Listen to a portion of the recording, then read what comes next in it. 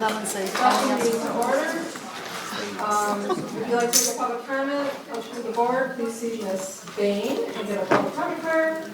We'll receive public comment cards in about a minute.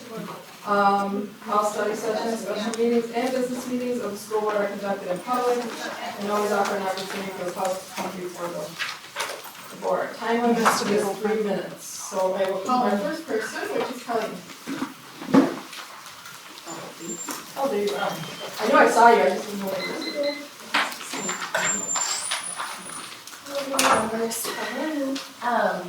I will be quick because we have a very long agenda today and probably a handful of speakers.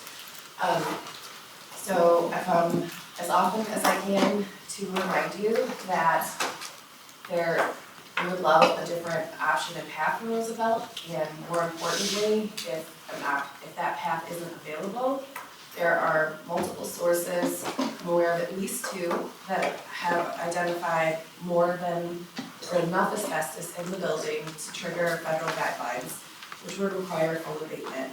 I am concerned that the quote that you approved and the decisions you made based on cost and budget are based on a number that is much lower than what the actual cost of the project will be. And I know that the cost was part of the decision and what you did and how you decided to move forward. So the community is also asking for many reasons. We would like an independent inspection of the building to validate the amount of asbestos and just make sure that as we proceed and we move forward, that everything is transparent and everyone has all the information that they should have, and we could move forward in that way. So please consider that as you hear that from members of the community. We think it's important, and I appreciate your time and your attention. Thank you. Thanks, Helen. Next is Christian Solomon.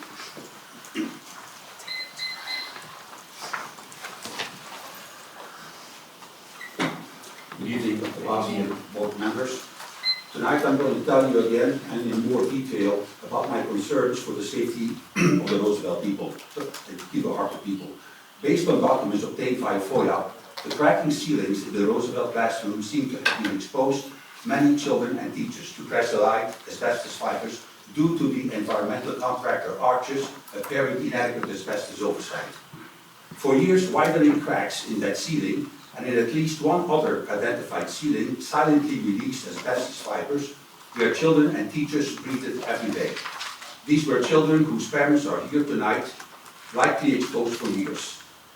Today, June the 2nd, marks the 3rd anniversary of the Room 204 ceiling collapse, sending heavy plaster crashing down, scattering debris and unleashing clouds of dust.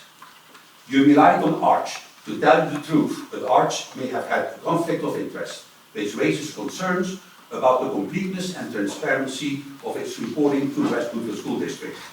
Arch told WSD that no asbestos was found. However, FOIA documents show that Apex Laboratories tested Room 204 samples in 2023 and found the walls and ceiling positive for 2% triethyl asbestos, a deadly carcinogen tied to lung cancer and mesothelioma. The information obtained via FOMA does not appear to have been clearly communicated to the West Bloomfield School District. If the contamination occurred and the lab test results suggest that OSHA and EPA guidance for asbestos protective clothing and breathing equipment may have been required prior to re-entry, but that did not occur. Dr. Basi and Mrs. Brickman, may I suggest that right after tonight's meeting, you call your key contact, Mr. Philip Gross at Arch. This is serious. Summon him right away to explain these apparent discrepancies and whether proper environmental protocols were followed. I want to assure that no one home in Kilo-Harper and any part of our natural lake environment is ever put at risk by improper asbestos handling. The only way I can ensure this is to personally pay for an intrusive independent asbestos inspection which was not done and is required by federal law before the school can be demolished. Obviously, I would rather see Roosevelt repurposed, as it is the safest way to protect everyone, as I have confirmed my offer to you in writing. Everyone will benefit. There will be no cost to the district, and the residents will feel more secure knowing the demolition if it comes to that, is done safely and transparently. You espouse transparency and you swore to protect our children. If you mean it, take me up on the offer. Thank you. Thank you, Christian. Joanne, Salo?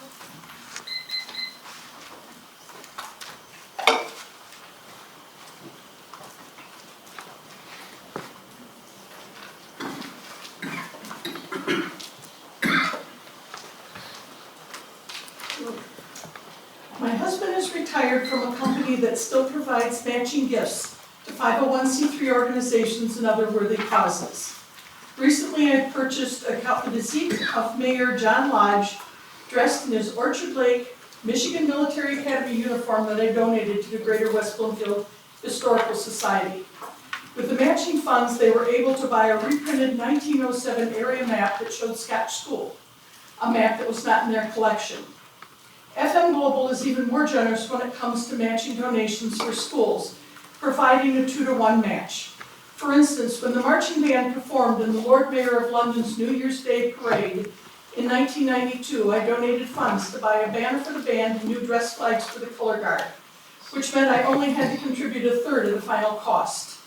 Or when the drama teacher in the Abbott Stages program wanted a crown to be used in an upcoming play, I bought the crown, and with the double match, she was able to buy a set of 8 Shakespeare books for classroom use.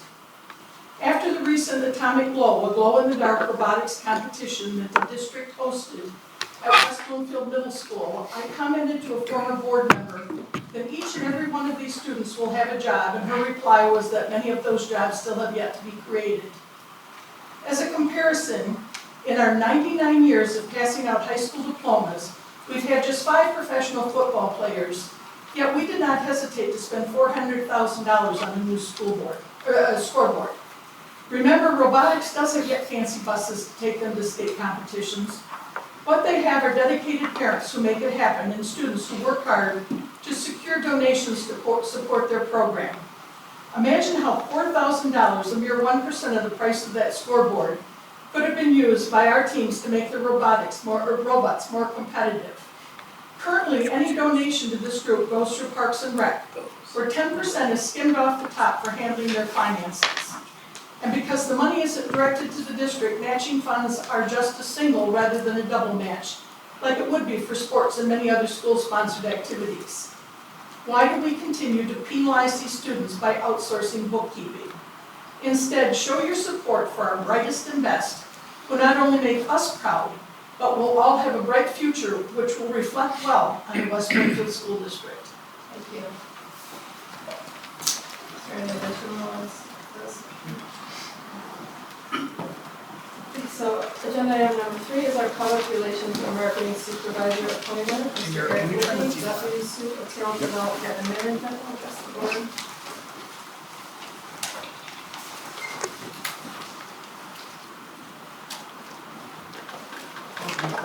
No, Jamie, right? Yeah. I just wanted to turn. Liz, what do you mean? He just wanted. Thank you. Thank you very much, board.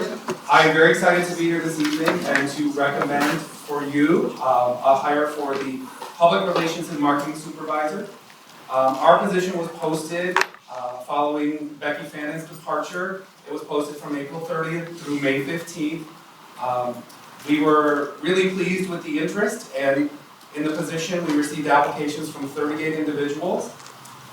We engaged in the screening process and several rounds of interviews, including performance tasks, which are always very interesting and exciting. You make the candidates sweat a little bit on those. Through that process, we narrowed the field down to 2 finalists that we brought back for a final round of interviews and a take-home task. We are very pleased this evening to recommend a familiar face to all of you, a veteran of the West Bloomfield School District for the past 4 years or so, Andrea Frank. Andrea has been a loyal West Bloomfield employee since 2019. She has served as the Recreation and Enrichment Coordinator. I don't know if you all know this, but a significant portion of her role is supporting the Public Relations and Marketing Department. That weekly newsletter that we all love is her handiwork, as well as our social media she manages. Andrea, I don't know if you know this either, but she has a master's degree in business administration. She has an undergraduate minor in marketing as well. Before coming to West Bloomfield School District, did you know that Andrea served as marketing and event manager for the Birmingham Bloomfield Chamber of Commerce, as well as marketing and event manager for Bodman PLC? Through her background and training, along with some of her personal qualities that I think make her exceptional, such as her creativity, her energy, her technical skills, and her high level of preparation under many quality department leaders and mentors that she has had, make her the ideal candidate to fill this role, and I'm very pleased to recommend her to you this evening. Thank you. Do I have a motion? I move to appoint Andrea Frank as a Public Relations and Marketing Supervisor effective June 2nd, 2025, for the terms and conditions of the enclosed employment contract for enclosure 3. For the second. Ashley? Motion to appoint Andrea Frank as the Public Relations and Marketing Supervisor effective June 2nd, 2025 for enclosure 3 has been moved and seconded. Are there any additional questions or comments?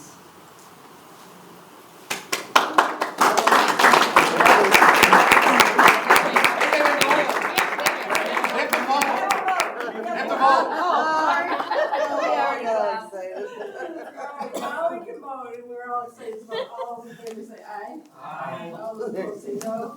Motion passes 6-0. Congratulations. Thank you. Did you want to speak? Yeah, we're very excited. Thank you. And it's always wonderful, I would say, that when we come up with all those objectives. Good job, Andy. Thank you very much. Yes. All right, congratulations. Agenda item number 4 is our bond ratification for Series 2 approval. Mr. James Stoudemire, Assistant Super Facilities and Operations. Nancy, are you going up there too or no? No? It says it on my thing. You don't have to. Okay. And Ms. Nancy Hoover, Executive Director of Financial Services, will address the board. Are you coming up, Nancy? I'm coming. All right. Come on up. Good evening, everyone. Back at the February 24th board meeting, the board approved the second series sale of our 2023 bond for an amount not to exceed $47 million. Originally, it was supposed to be sold in late April, but as we discussed with the board, due to the tariffs, there was a very volatile market. And so our financial advisor, PFM, recommended that we wait till the market stabilizes a little bit. So we actually ended up selling the Series 2 on May 20th. We were able to do that through a competitive sale and it maximized our proceeds. So as part of the sale, we have the par amount, which is $44,790,000, and this is the actual face value of the bonds that we have to repay. We did receive a premium of $2.25 million. And that is because the bond interest rates are higher, were higher than the market rates at that time. So that helps us raise additional money without having to increase the amount of debt that we have to repay. We do have an underwriter's fee of $42,000. That's just a standard fee that we have to pay for that. So the total on the bond sale was $46,998,310.54, which is really, really close to $47 million. So with that, we're asking for the board to ratify and affirm. Okay, do we have a motion? Art?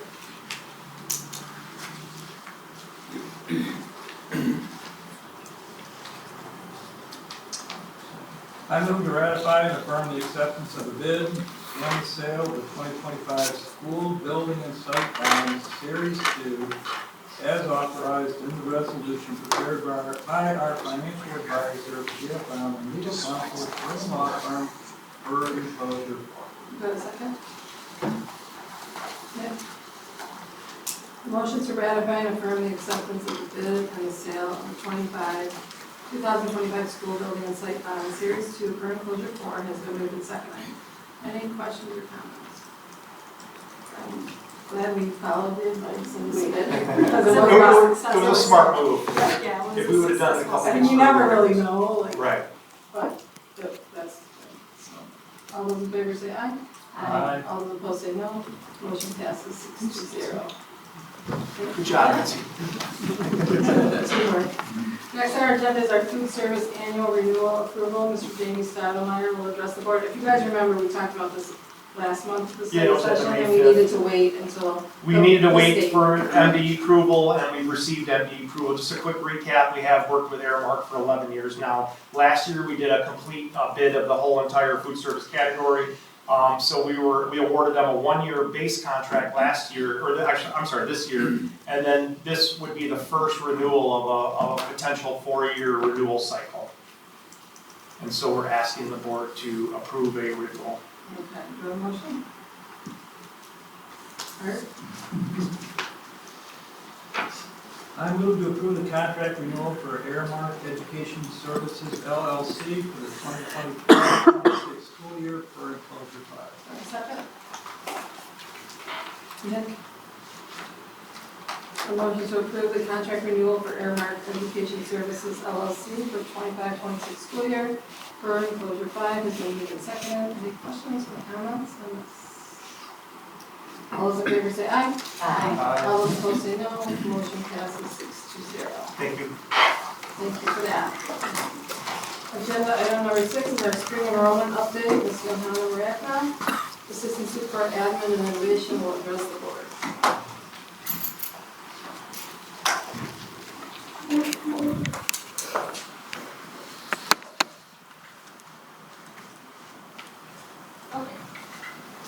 Good evening.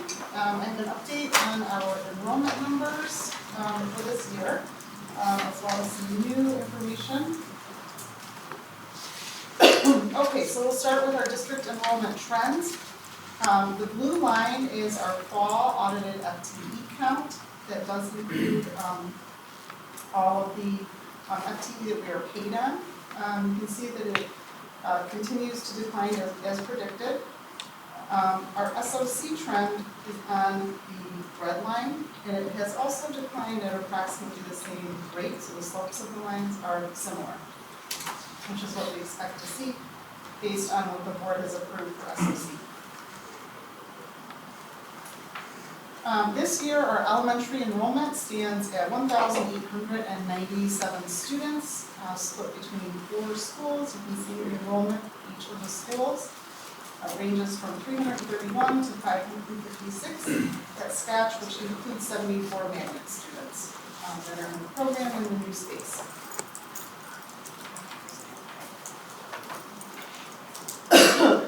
Excuse me. In terms of a school choice overview, you can see for West Bloomfield High School, West Bloomfield Middle School, and the elementary school, there has been a decline of 1% at the high school level, an increase of 1% at the middle school level, and a decrease of 3% at the elementary level between the 2023-24 school years and the 2024-25 school years. Now, this is the first year that we are that we have the 4 elementary schools, so the table is a little cleaner in terms of the way we structured it this year, so that it's a little bit easier to read. But what you'll see is the number of school of choice elementary numbers for each school with the grand total at the end, and that does match the previous and upcoming slides. But it kind of gives an idea of the distribution, and you can see that in each of our buildings, it's fairly even. Sometimes there are little pockets where there happen to be a few more, and that is normal in enrollment cycles, that sometimes there can be a little bit of a bump. It happens from time to time.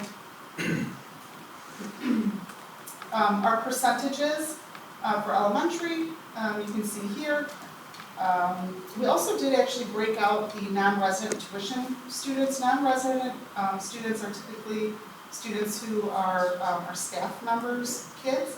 And then we also have some tuition-paying students in the district who pay tuition. So those are broken down separately here for elementary. And then you'll see the percent of school of choice at each of those elementary schools in this line here for that total of 28%, which is a decrease percentage-wise from last year. These are our magnet students, and this slide shows where they were enrolled when they entered the program. So that's why we still see Roosevelt on here, because when they entered the program, our 4th and 5th graders who are still in the program, they had been at Roosevelt before that. And what we'll see over the next 2 years is that it will be much more level between the 4 elementary schools that are currently in the district. So Dothan, Freshville, Scotch, and Chico, as our current 5th graders move on, and then our current 4th graders move on. We also had some students who came back to the district.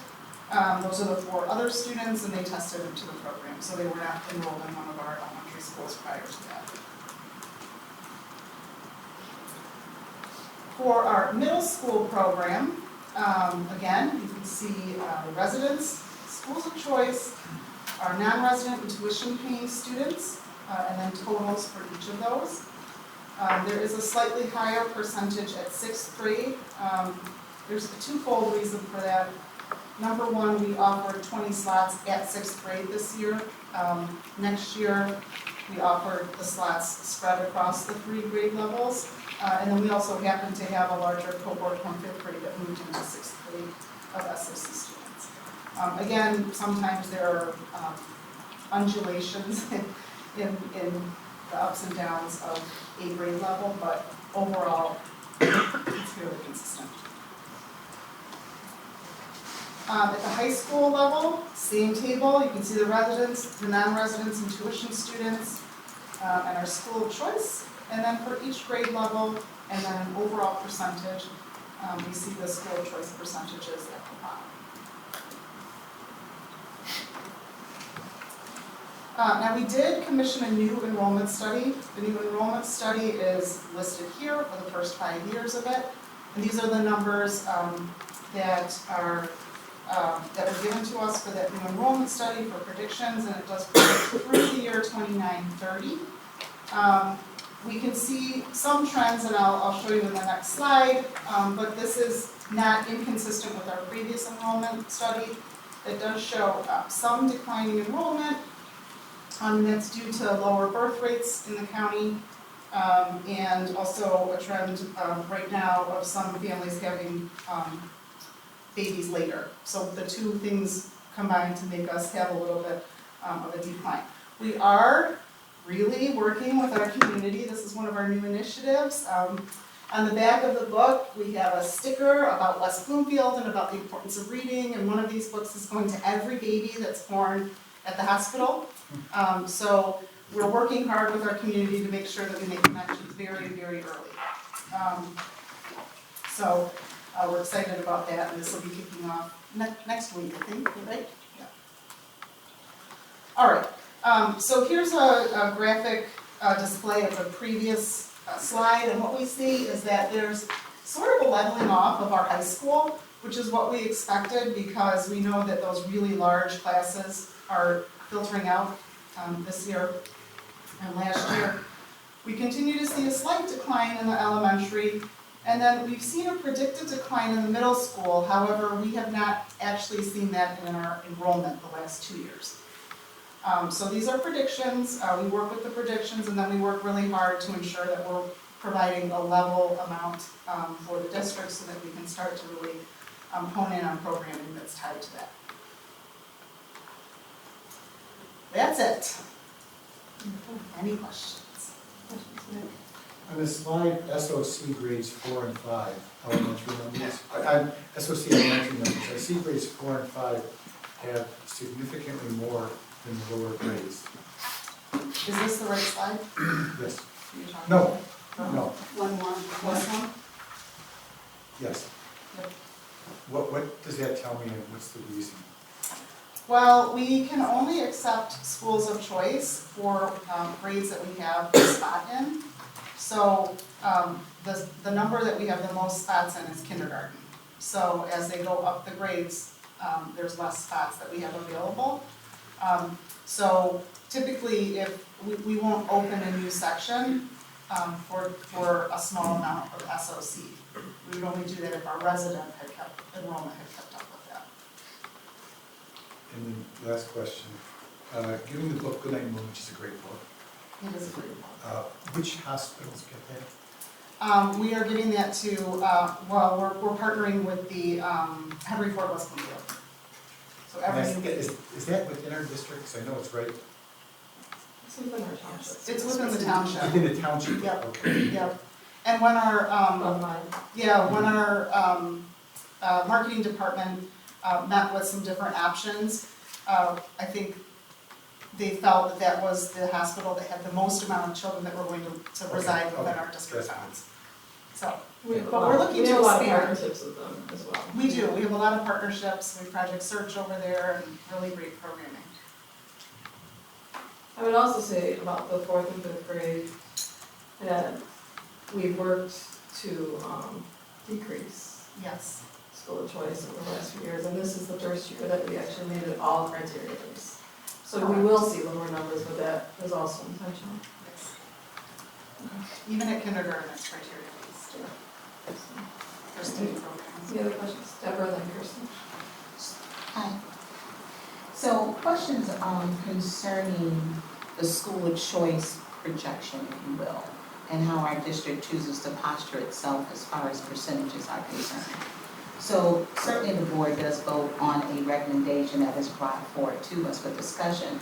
So what is the recommendation and how do you perceive that recommendation to be? Are we trying to hit 40%, 34%? What number in percentage are we trying to hit? Because we have the lever to control school choice. So, talk to me about that. Well, I think our trend has been down over the past several years.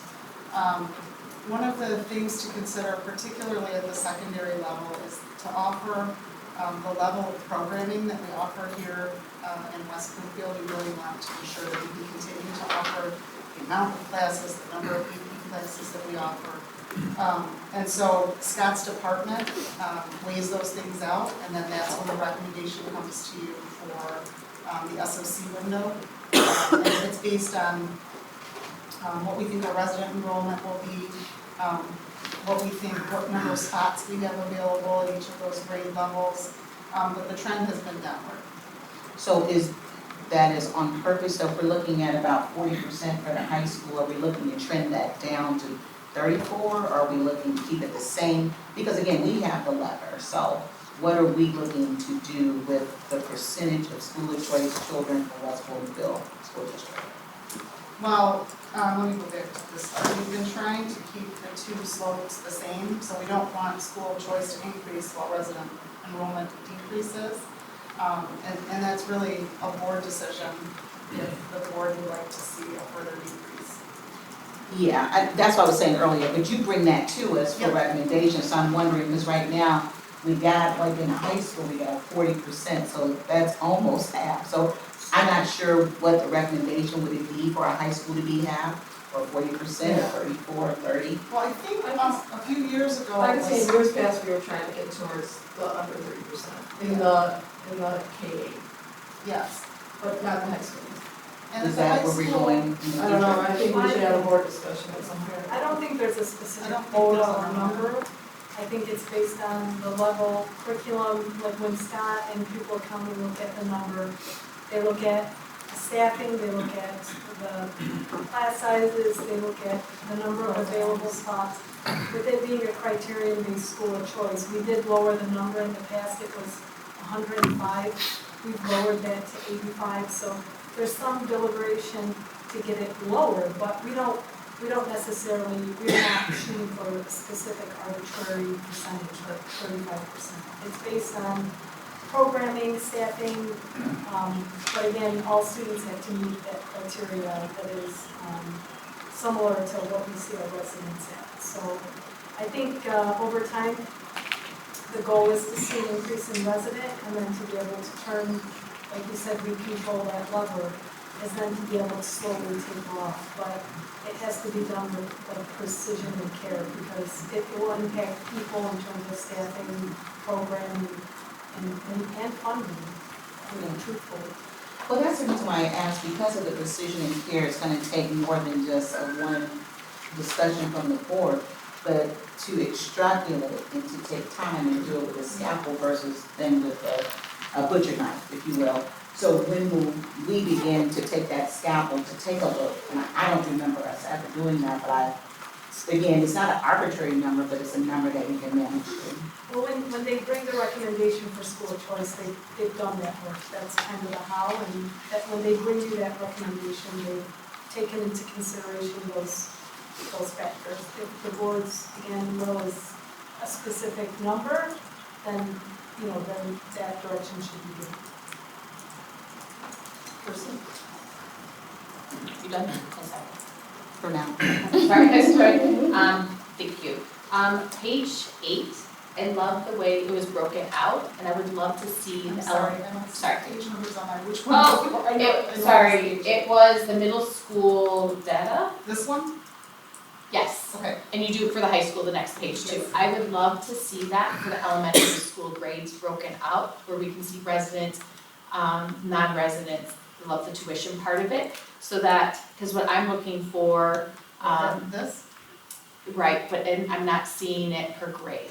So then when we're seeing, and I had emailed Danya, and thank you, it was the last minute, so I acknowledge that.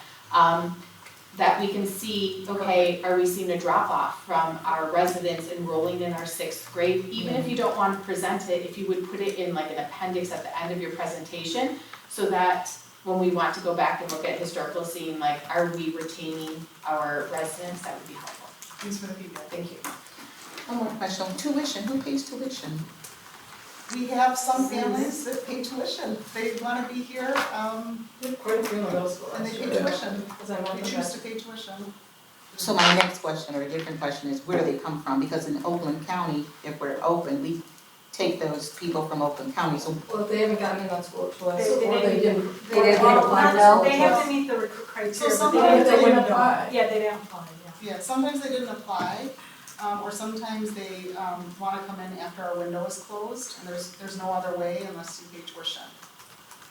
so those people who pay tuition, they still do have to test? Yes. Correct. Well, there's a different, it's on our website, the criteria. There's a criteria Yeah. for them. We follow the board policy with regards to tuition, but again, it's usually for people, like you said, it's usually for people who are trying to get in on the cycle. So they'll wait, they miss the window, they'll pay tuition for the year. Like they might in July say, hey, I want to go to West Bloomfield. So they pay the tuition and then they apply The for following next year. And we tell them to, because For school choice. we're gonna get the funding from either them paying or from the state. We'd rather it from the state and not be a burden on our families, so we help them through that process. So when they pay tuition, we do not get their per pupil money? No. No, that's their per pupil money. We charge the same We amount charge the same amount. as the per pupil money. And they pay it in 2 installments. One is a down payment, and they pay before the school year starts. Anybody else? Okay, thank you, Thanks. Thank you. Agenda item number 7 is our phone system upgrade review. Mr. Leslie Prescott, Director of Technology and Services from Open Schools, will address the board.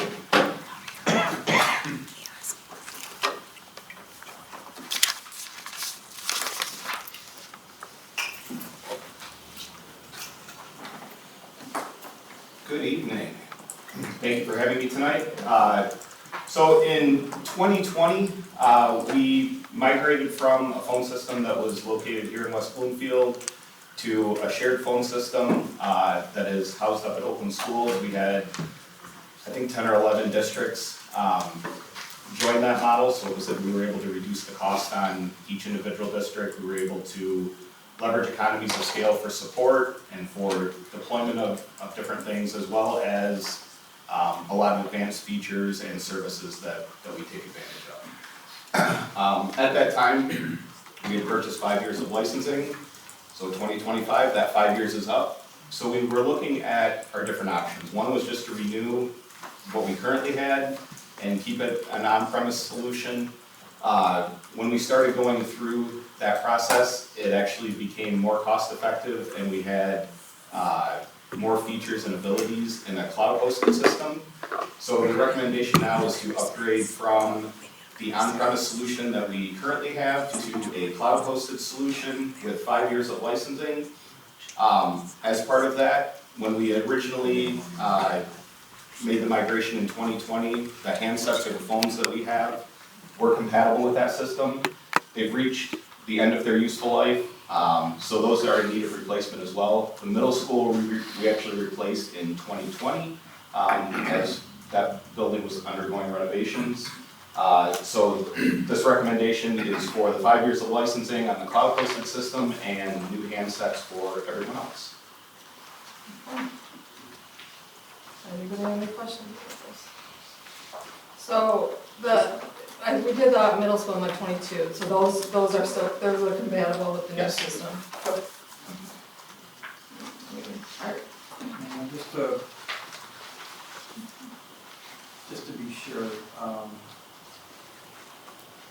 just looking for where it said sell in here, but this was either budgeted or within the budget and within the discretion of the bond description for us to use this money in this purpose. Thank you. there it is. Right, That was my question too. And it's the 2023 bond, right? Correct. Okay, perfect. I just want to make sure, that was my question, thanks. Yes, and it is within our budget, we did plan for it, and it actually came in less than what we had budgeted for, so, We always like that. me too. Anybody else? Alright, thanks. Awesome, Wesley. thank you. Do you want me to do this here? Appreciate that. Okay, agenda number 8 is our curriculum council proposals approval, Mr. Scott Long. And I know teachers are here too, our assistant super learning services will address the board and bring up who is needed. Discussion. I brought many special guests today. I can save you from my voice. We get much better voices today. It's weird sitting there. I want to welcome Morrison Borders. The first, what I will say is of the 4 presentations that we're giving tonight, all 4 of them went through Curriculum Council on May 13th, and all 4 were approved by Curriculum Council, 3 of which were unanimously approved, and 1 of which was approved by a wide margin. The first of which is an online learning platform that Morrison Borders is going to talk about, and I'll be your slide clicker. So Morrison, you can go ahead and get started. All right. Cool.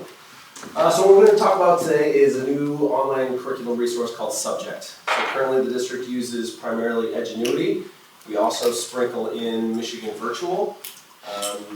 And the great thing about Subject though is that it kind of brings everything into one spot. So it'll make it a little easier across the district for online learning. We piloted Subject this year at Upper Opportunity Center in English and math. Not English and math, English and Spanish and some electives. We had some good feedback from students. So what Subject is and why we are looking to make a change is Edgenuity is like the main game in town across the country, not just in Michigan, right? And so Subject is a newer platform, like that next one was good. Subject is a newer platform, it has a newer look. A lot of Edgenuity's videos are long and drawn out. They're very dry. Subject is run, the company itself is run by younger people, and the videos are like snappy and quick, but they still give the same content for the students, okay?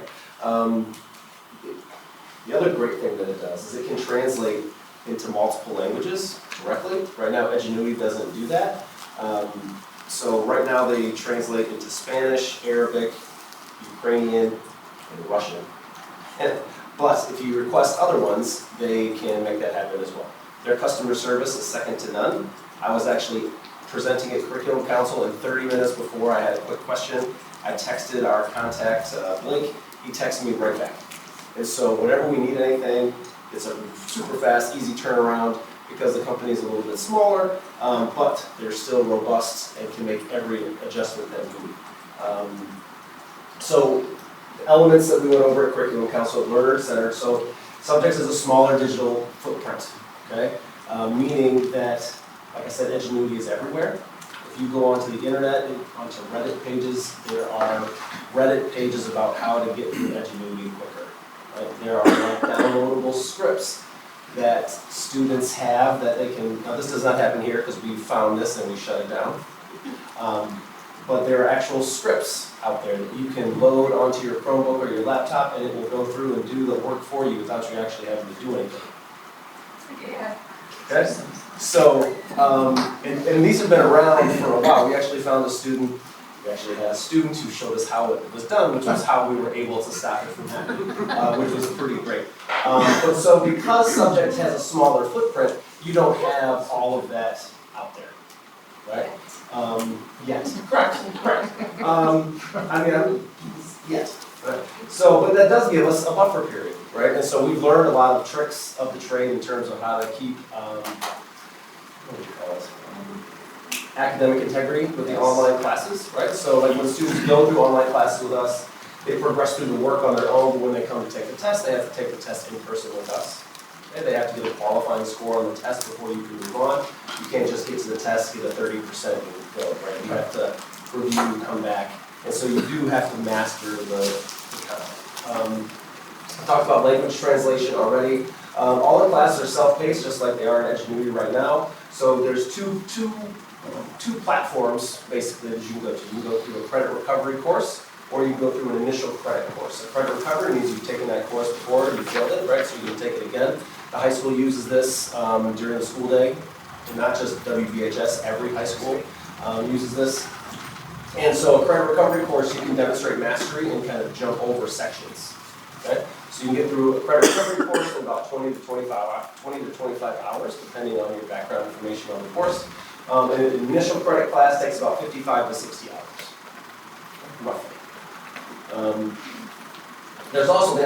You mentioned AI. They do have an in-app AI program called Spark. It's going to be fully kicked off next year. So if students are working at home and they have a question, Spark will give them the answer. And some of the stuff is like, well, what have you tried so far?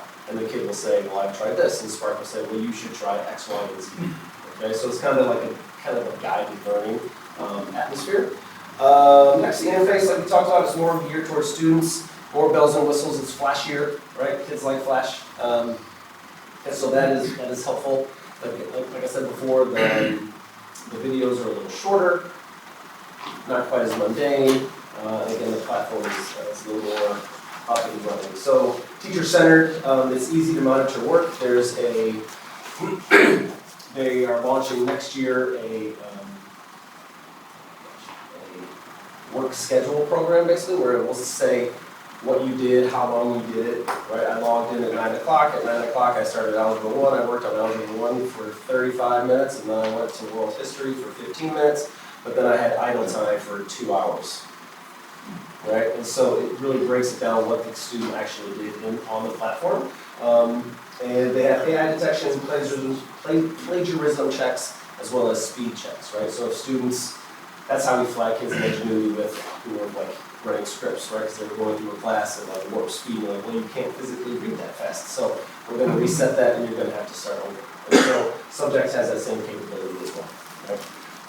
The good thing about Subject is they have 2 different platforms similar to Edgenuity, where you have a teacher-based, where we provide the teacher, and then they have a section where they provide the teacher, right? So that gives us a little bit more flexibility, where you can have a highly qualified, certified teacher in the classroom who is more monitoring students as opposed to having to be highly certified in that class. So currently at LOC and at WVHS, if you are taking credit recovery math, you have a credit recovery math teacher in there. So it makes it difficult for kids to have enough options in their schedule to make sure they can get the credit recovery classes they need, along with taking their other classes to kind of further their program, right? And so this will give a little bit more flexibility in terms of scheduling students in there, because there is a highly qualified teacher over there. So this is me. Yeah. Take this one. So our proposed recommendation that we would take to the public meeting would be the approval for virtual learning environments for Lake Opportunity Center and WVHS Credit Recovery, the Subject digital platform for an annual recurring cost of $105,000. You have to have like so many subscriptions, how does that work? So we have seat licenses. So this is also what's great about Subjects. This is what's actually drastically different from everyone else.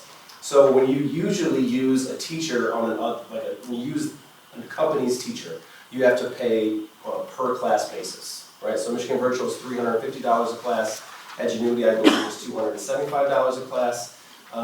But then your Digital courseware, licenses, your yeah. digital, like your courseware stuff when kids are working like with our staff, right?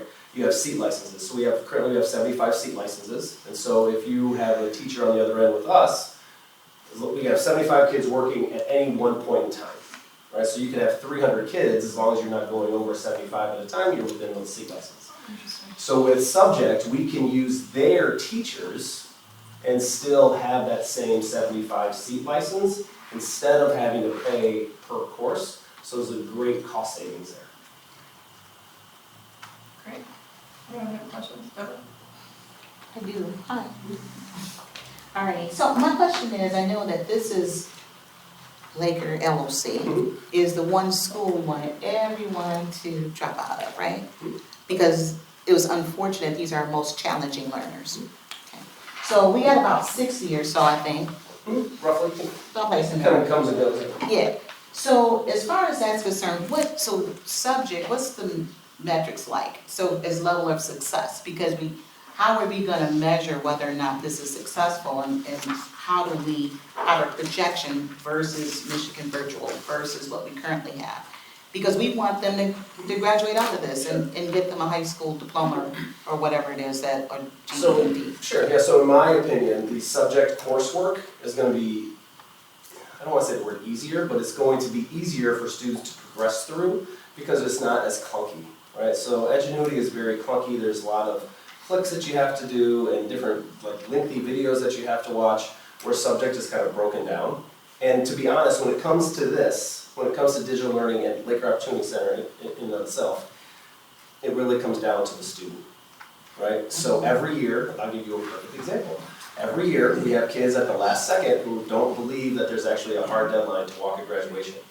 But there has to be a hard deadline to walk at graduation. So all of a sudden, we're like 3 weeks out, and kids are like, uh-oh, I better get moving, right? And now all of a sudden, you see their session logs are full because they're working nonstop around the clock to make sure that they can get to their endpoint, right? And so students still do have to meet a minimum threshold on every assessment. We have teachers in the room who kind of walk them through that. Like, so a great example is Mrs. Madalena is certified in science, but if she really wanted to, she could get certified in math, but she doesn't have the cert. But she sits there and goes kid to kid to kid to kid to kid, nonstop all day helping with math, even though that's not her certification, right? So they get the direct help in the classroom, but a lot of it is, it's gonna be, are you self-driven to kind of get to that point? And we kind of, for our piece of that, we monitor them, we're gonna set up, with the session log and with Subjects also has like a monthly progress report that they print out and will automatically be emailed to parents and students, right? So there's a constant check in terms of what they're doing. We also follow up with paper and pencil, saying, hey, this is what you've done today, right? This is what, or not today, but this is what you've done over the last week or so. If you want to graduate, you need to do X, Y, and Z to get there. It'd be wonderful if we can see that kind of data, because we're data driven, so if we can see that as we go along. So we can do some comparison and look and say, hey, this is working, because we'll know if we have something to measure it by. Yeah, and honestly, worst case scenario, let's say that we go to this and it doesn't click with the kids, right? We can go back to Edgenuity, like with the snap of a finger, creating a new piece, but I think that this is gonna give our students a better option, and it's also going to give the district a little bit more flexibility in terms of how we administer our learning. And I think too, one of the things that really drew me to Subject versus Edgenuity, Morrison touched on it, is the way that the instruction is delivered. When you think about a video that's delivered through Edgenuity, it's almost like, I love PBS, but it's almost like watching an after-school special on PBS, and it doesn't engage the students. It's very obsolete and there's a lack of relevance. When you watch an instructional video from Subject, it looks like our teachers, it looks like our students, they're engaging. Some of them are dressing up in Shakespearean costumes as they deliver the instruction. And like Morrison said, they're bite-sized instructional videos. So we know that our attention is gone after about 7 to 8 minutes. Edgenuity, oftentimes you'll see a 15-minute video. In Subject, it chunks that up in bite-sized information so that kids can process the information and then respond to what they viewed. And that to me, as a curriculum specialist, is the most exciting thing about it. We know that good instruction is what subject looks like. Thank you. I like that you're looking for different ways to reach our students for their success. You said that there is a cost savings if we move to this one. Do you have that number? The exact no, but Around. it changes how the program is staffed, it changes how students are supervised, right? So currently there's. So there's just staffing component to it too. Correct. And also, and so this isn't just gonna be used at LOC, right? This is gonna be used at Oakland Early College, because we have kids who have to take online classes because it doesn't fit into their high school schedule, or they have a conflict with an in-person college class, so they'll pick up an online class. Currently, all those students have to take a Michigan virtual class. So OEC's Michigan virtual budget was pretty high this year. And so that'll wipe that out. Because now all the students can use this instead of using Michigan virtual. And that's with that 75 seats that you said that Correct. could be Yep, so it's 75 rotated. seats across the entire district, and it's. And At the minute. Correct. Yeah, and that, Correct, so we'll have so at LOC, or, we have 70, I think right now we have, minus our graduates, I think we're like 60, right? Minus the kids who graduated this year. At WBHS, they run multiple credit recovery classes throughout the day. We'll have, so we might have 300 students enrolled in a subject class. And what they do is they monitor our usage, right? And you're always gonna fluctuate up and down, right? Edgenuity did this as well, like we fluctuate above 75, we fluctuate below. As long as you're at that number pretty close, they're gonna keep it there, like they're not gonna come back for more money. Now, if we consistently are like 90, right, then that's a different story. But we've had 75 seat licenses with Edgenuity the last 3 years ago, Yeah. 2? no, I think 3 it's- years, yeah. it's been 3 years. 3 years, and we've never heard boo from them. Now, we did hear when we only had like 50, but when we went to 75, it was no issue. Is this something we're thinking about using during summertime too? Is this something that our students can use? So the goal will be, yes, long-term, this summer, because of our teachers' experience with Edgenuity, we're gonna continue with Edgenuity until the end of the summer, and then onboard this in the fall. And then next summer, this would be the pathway that kids would get. Okay. Surveying the students to see how it works and all that.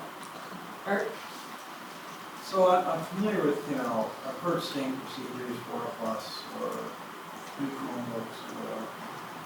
What is the purchasing process for these,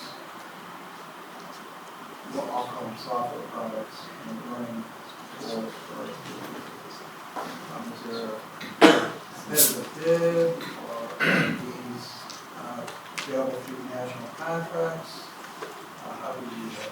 Yeah, so the way that looks is, when you are looking at a different vendor, whether it's a Reveal Math resource or Subject in this case, or even Edgenuity, you meet with multiple different groups. You look at what their quote's going to be, you look at the quality of the product, and then you weigh out like, what type of curricular instruction do we want to provide, and what does that cost look like based on their quote, and then we bring that to you. And then we complete the purchase order, sign the contract, and then that becomes the It's like a subscription.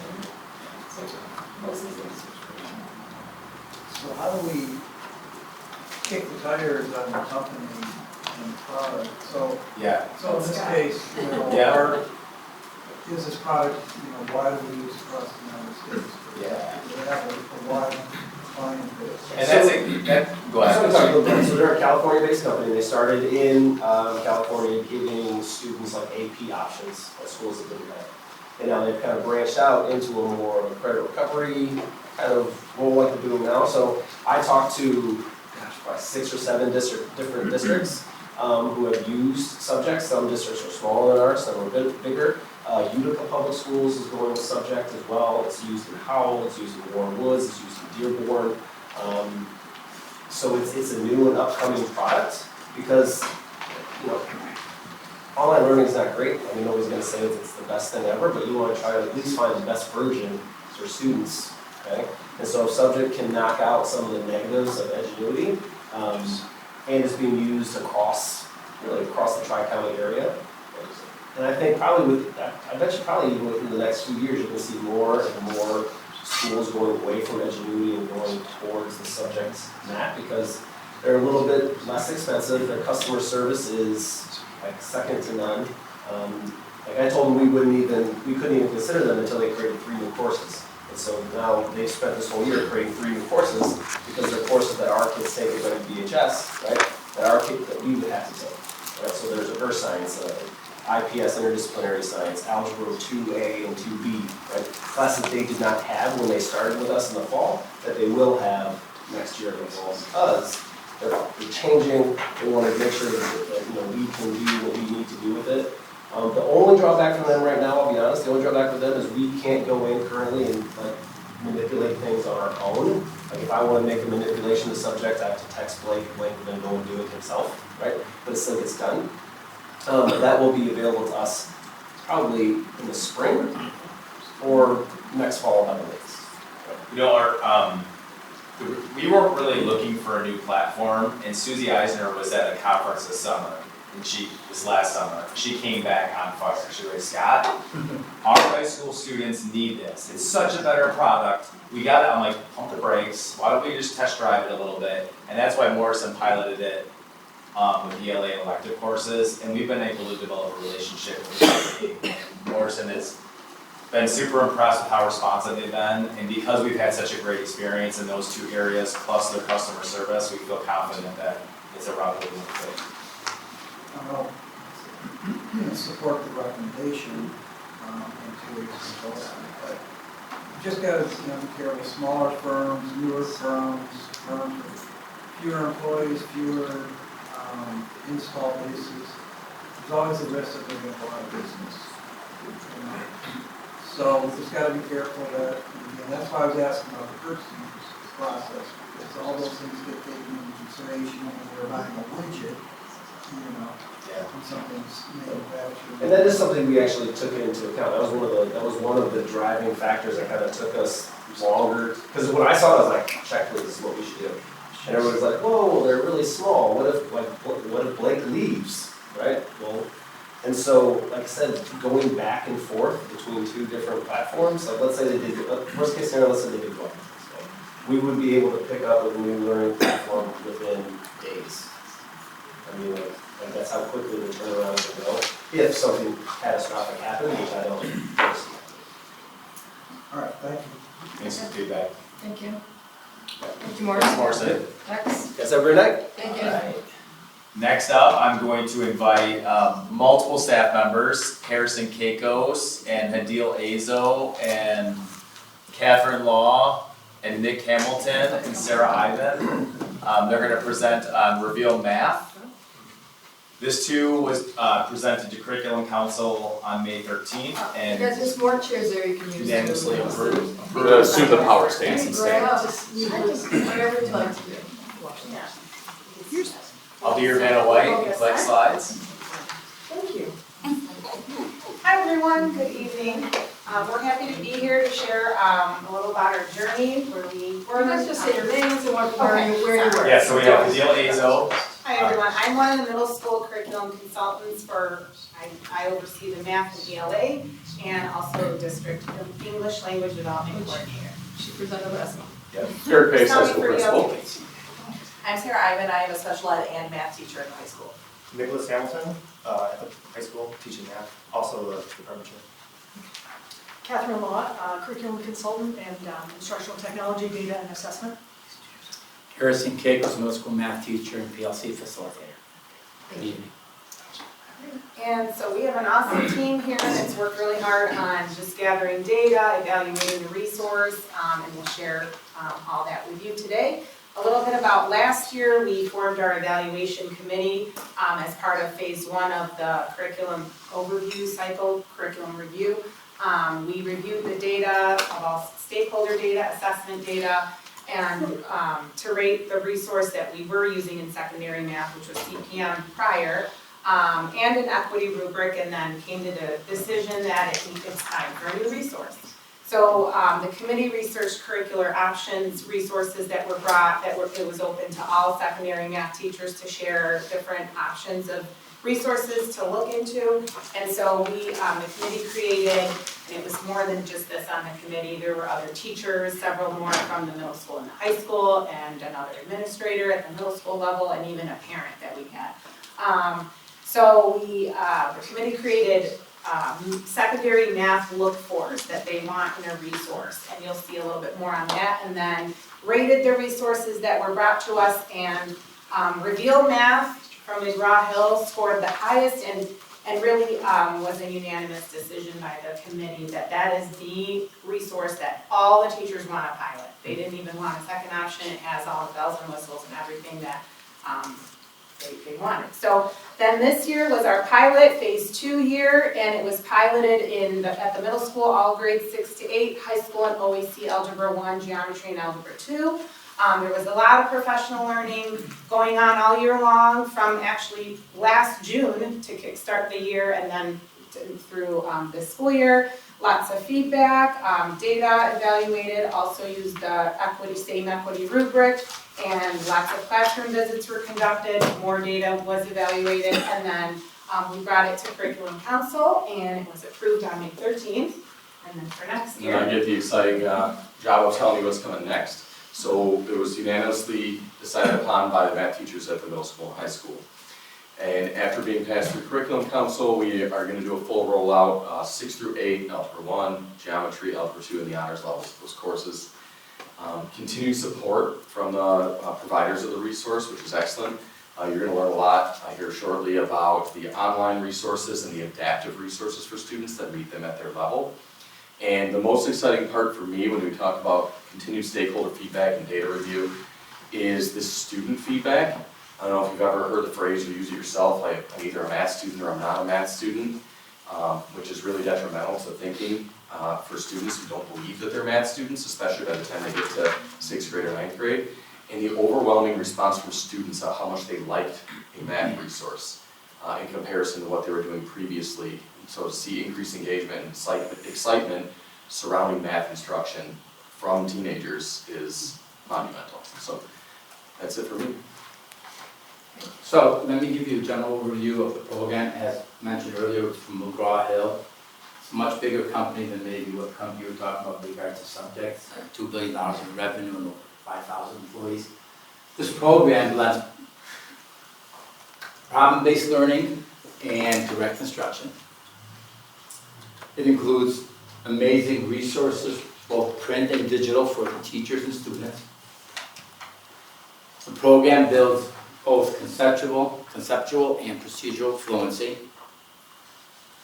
And it supports teachers in so many ways where that support then transitions to the students. So that's a general overview of the field. Piggybacking off what Harrison said, our previous resources were not meeting our students where they are. And so we were really looking for things that had a variety of supplements to reach all of our learners, that had a good scope and sequence as you went through the resources, that conceptual and procedural at the same time, assessment flexibility, the vertical alignment and differentiation. Everything that we have access to, the students have access to. They have both their print version of the book that is consumable, and they take notes within their book. They can do their homework within their book, but all of these things can also be accessible to them both online, and we can edit it to meet their needs and our needs. So we're going to recommend at the public meeting the approval of Reveal Math at the middle school and the high school. The middle school annual recurring costs over the next 5 years. Did I skip a slide or am I good? No. Okay. The annual recurring cost for the middle school will be $28,891, and then a one-time cost of physical resources and manipulatives that go along with the middle school curriculum for $12,000. And then at the high school, an annual recurring cost of $26,822.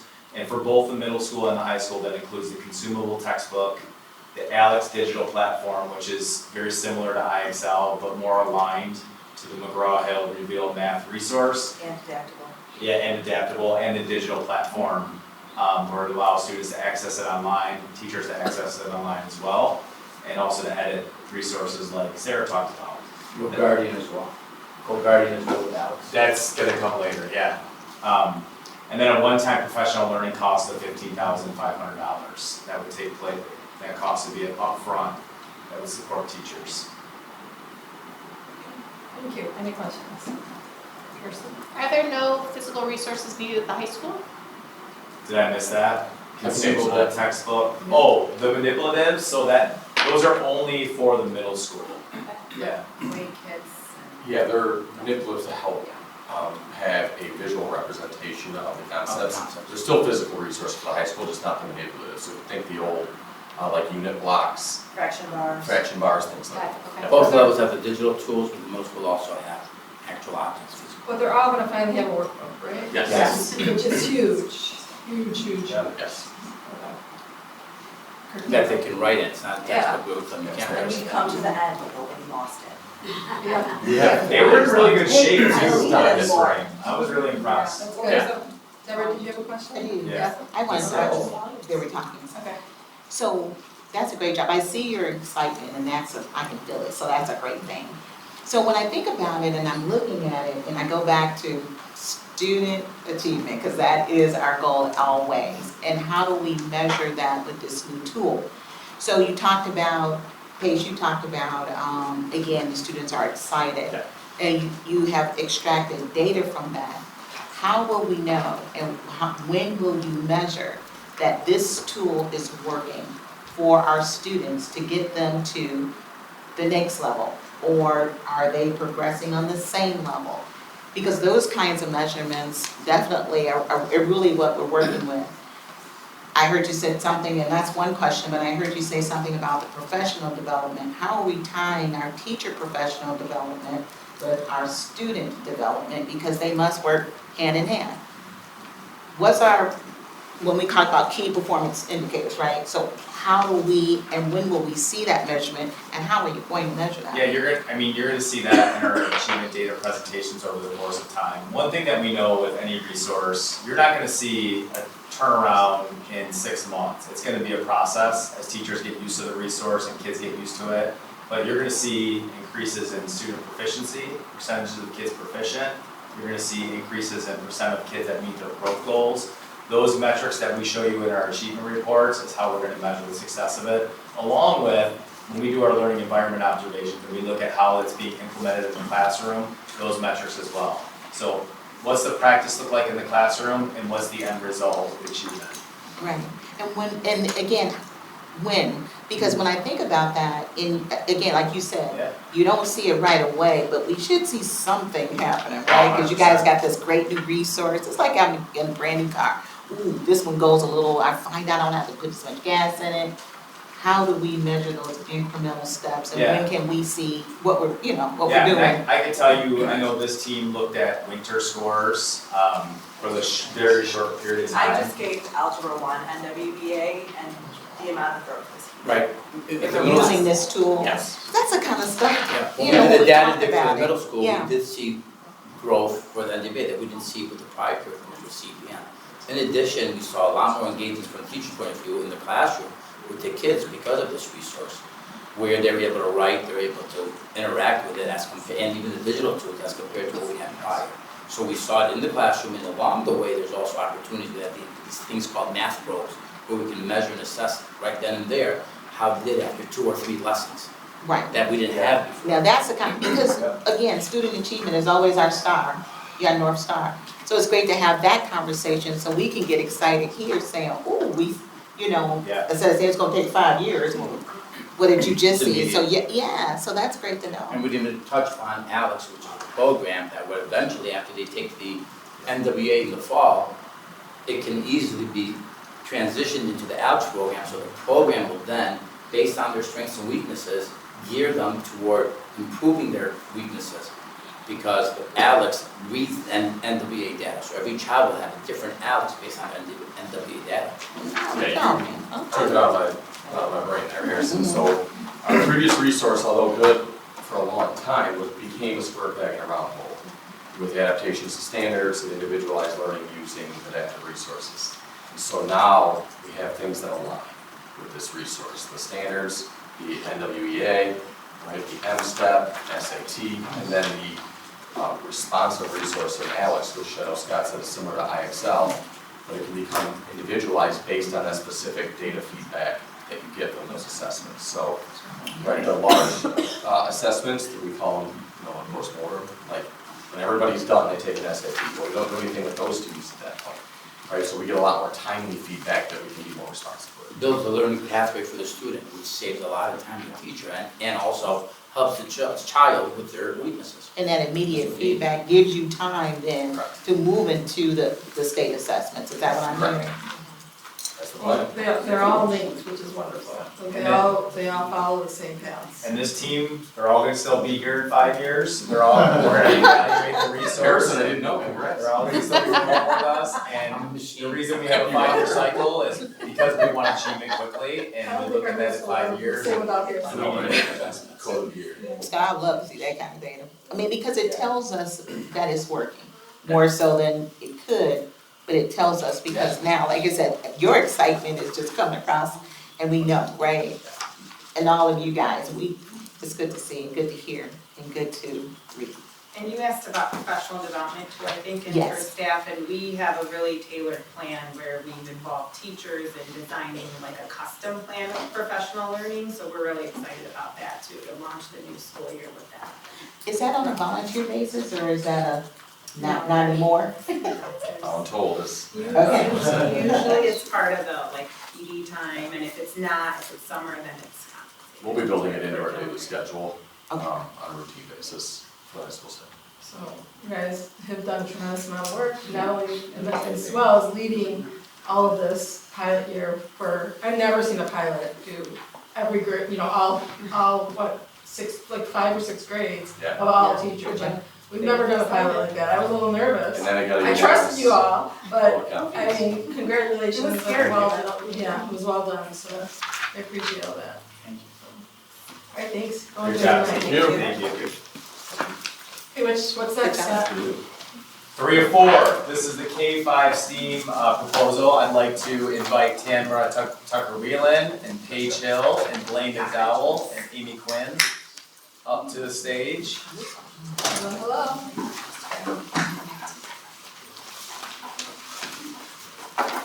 This too was taken to Curriculum Council on May 13th. I'm going to walk you through the timeline that we took to get to this point. Back in December of 2023, a long time ago, the Board of Education approved elementary criteria-based STEAM programming, wherein the criteria-based schools of choice requires a specialized program.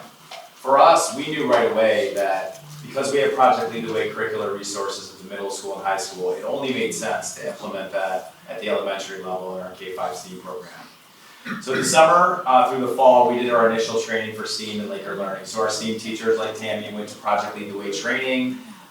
Amy did as well, and got ready to deliver this instruction. In October, we began that STEAM pilot, and then from October to May, Amy was with them every single step of the way, providing extra support, extra training, whatever they needed and to feel comfortable delivering the instruction. In January, we interviewed all of our STEAM, not all, about 100 of our STEAM students, grades 3 through 5, to get their feedback on what they thought about the programming. We were thrilled to find out that they loved the amount of time that they were able to spend in STEAM, they loved the access to the programming, and it was very positive reviews. January to February, Amy and our current PLTW teachers, STEAM teachers, several of them chose to become train the trainers. So that we were able to get a grant to cover the cost of that, and now people like Tammy and Amy can actually train anyone in the future to teach the K-5 STEAM class. In April to May, we brought together a committee to talk about the pilot. It included Eric Whitney, Tammy, Paige, Blaine, Amy, Chrissy Law, myself, and Kelly Mestog as well. And the goal of that was to look at what worked in our K-5 STEAM pilot, where can we find room for improvement, and how can we create the best experience for our students. And I just want Paige and Blaine to talk a little bit about that committee experience and what you appreciated about it, and then we'll move on to the next slide. We started off, we looked at a couple different models of what the STEAM program could look like next year. We talked about the pros, the cons, what else. We really dived into what would that mean for each of those models.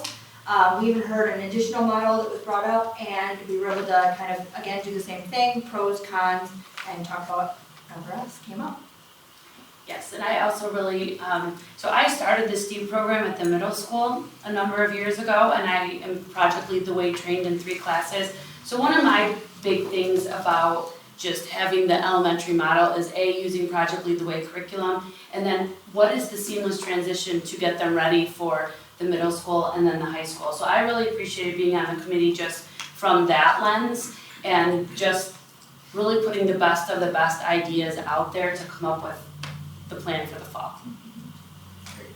And on May 13th, the Curriculum Council approved that plan, and here's what that plan looks like. So programming highlights in terms of K-5 students that meet the STEAM criteria, they will attend STEAM once per week for 51 minutes in place of the rotating special schedule. So in elementary, there's one, because there's only 4 specials, there's 1 day a week where the kids rotate through. So 1 week out of the month, they get an extra PE, the next week they get an extra art, and it's about 37 sessions, so you divide that by 4 classes. I'm not the best at math. Yeah, 9 extra sessions are whatever it may be. So this would be in place of that, which allows our kids to have access to ongoing, frequent programming for STEAM the way that it should be. So those students will be pulled from the classroom for large group Tier 1 instruction delivered by people like Tammy Tucker-Whelan and other STEAM trained teachers.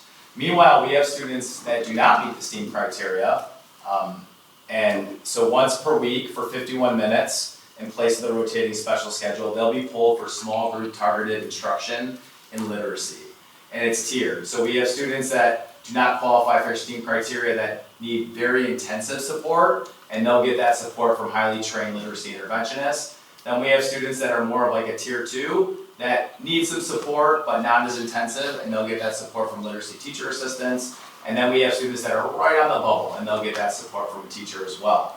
And so that tiered instruction will be designed and supported by our literacy coaches and Amy. They'll make sure that they have the resources and training that they need so that those students make movement and eventually qualify for STEAM. And how do they qualify for STEAM? Yes. What's that? How do they qualify? They have to reach their NWA threshold, 55% or higher, and then they have to have strong grades in their standards for elementary English, math, social studies, and science. The other thing that this model allows us to do that we weren't quite expecting, but I think it's an awesome bonus, is you may or may not know that our special ed self-contained students, they currently go to something called FART therapy. So there's an outside contracted company that comes in and provides therapeutic services. Really not the same as giving our students access to general education, specials programming like art and physical education and music specials. This model will allow that to happen, so our art teachers, our music teachers, and our PE teachers will be able to deliver specials instruction to those students, which creates a great sense of equity. And then our kindergarten prep students, they do not qualify for STEAM. That's why they're in kindergarten prep. So once per week for 51 minutes in place of that rotating special schedule, they'll have access to purposeful play, fine motor skill development, large motor development, and then access to some introductory literacy support if needed. Amy and Tammy are going to talk about the programming highlights for STEAM. Okay, so we are obviously using Project Lead the Way, and this year we started with 3 units for both age groups. So it's K to 2 and 3 to 5. And then we went down to 2 different ones starting in February. And it was extremely engaging for the kids. Just the different way of thinking. I teach art, and now I teach STEAM as well. And the total different way of thinking in each of the classes. I think that was probably the best thing for me, is getting those kids to do the thinking and being student-led, not teacher-led. Next year, we're going to be doing animated storytelling and observing the sun, moon, and stars for K to 2, and programming patterns and Earth, past, present, and future for 3 to 5. And the PLTW materials and supplies, we already talked about that, so they're in the process. And obviously training is free if we need, which we will have other people coming in, right? So we're gonna have to train some people. And then Zello is a career readiness program that they used to do just in Ice Center, but we're using some of that time just to kind of break up our days. We'll do some of the Project Lead the Way and some other centers or coding or Zello, and we have several coding resources that we use and different things for centers just to keep them engaged. So when we look at the materials needed or what resources we would use for students not meeting STEAM criteria, as we mentioned earlier, we use that data to really drive instruction for those small groups. So our literacy interventionists would tailor that to exactly what they need. We'd also be using the interactive read-alouds. We continue what we started this year. Those are by Pioneer Valley and focuses comprehension. They will also do some Zello and any kind of additional supplemental resources as needed. So we'll be recommending at the public meeting, Project Lead the Way as the primary K-5 STEAM curricular resource. Materials and supplies not to exceed $35,000 annually, partially funded by grants that we've applied for. Training, there's no cost. We have trainers here in the districts. And then the delivery of that model, 51 minutes once per week in place of the rotating specialist day. Questions, Amanda? Do you have a question? I'm back. So I can tell you where I went to. So STEAM, I had to make sure I knew science, tech, engineering, art, math. Okay. So when you were presenting, I heard a lot of literacy, but I didn't hear any math. I know that you're an art teacher. I guess I'm kind of losing it. Where are we covering that full gamut of STEAM? Yeah, so you heard the literacy for those students that don't meet STEAM criteria.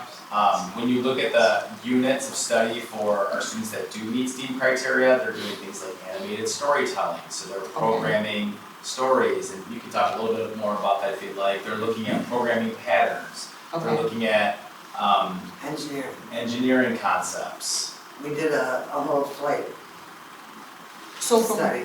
my understanding then, the literacy, if you bump up the literacy, you can catch everything else. Is that what we? Yeah, so for the students that don't meet the STEAM criteria, we're working on their literacy because one of the criteria to get into STEAM is high literacy scores. So if they have the high literacy, can they get into STEAM? Because they still need math, they still need. Yeah. I guess Well, you also said that they have to be meeting their standards. Correct. But there's a cutoff for the NWA. Yep. Like, you don't go past that, if they don't make the cutoff. You use multiple data points. Yes, to we use the determine. NWA reading as one data point, and then we use their scores and their report cards for all 4 core areas as the other 4 data points. There it is, okay. Yep. Alrighty, but you're not strengthening those per se at this point? Or are you? In the STEAM program? No, I think you're talking about the The kids who aren't in it?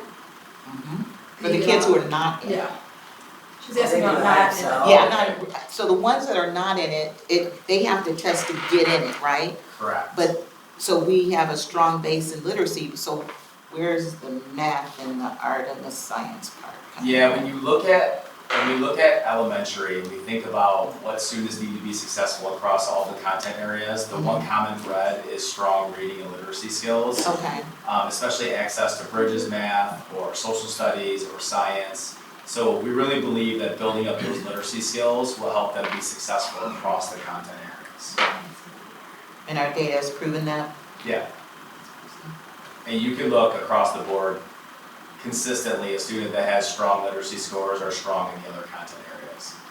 So you need to read the science, the social studies, and the math problems. Yeah. No, I believe reading is fundamental. I'm all commercial on that. I'm just trying to figure out what we're doing. Yeah. Kristen, do you have a question? Yeah, I do. So it's a class, not necessarily the curriculum over all of elementary school where we're focusing and incorporating all those 5 things together, correct? It's Correct. one class? Okay. My question is those that are not meeting it.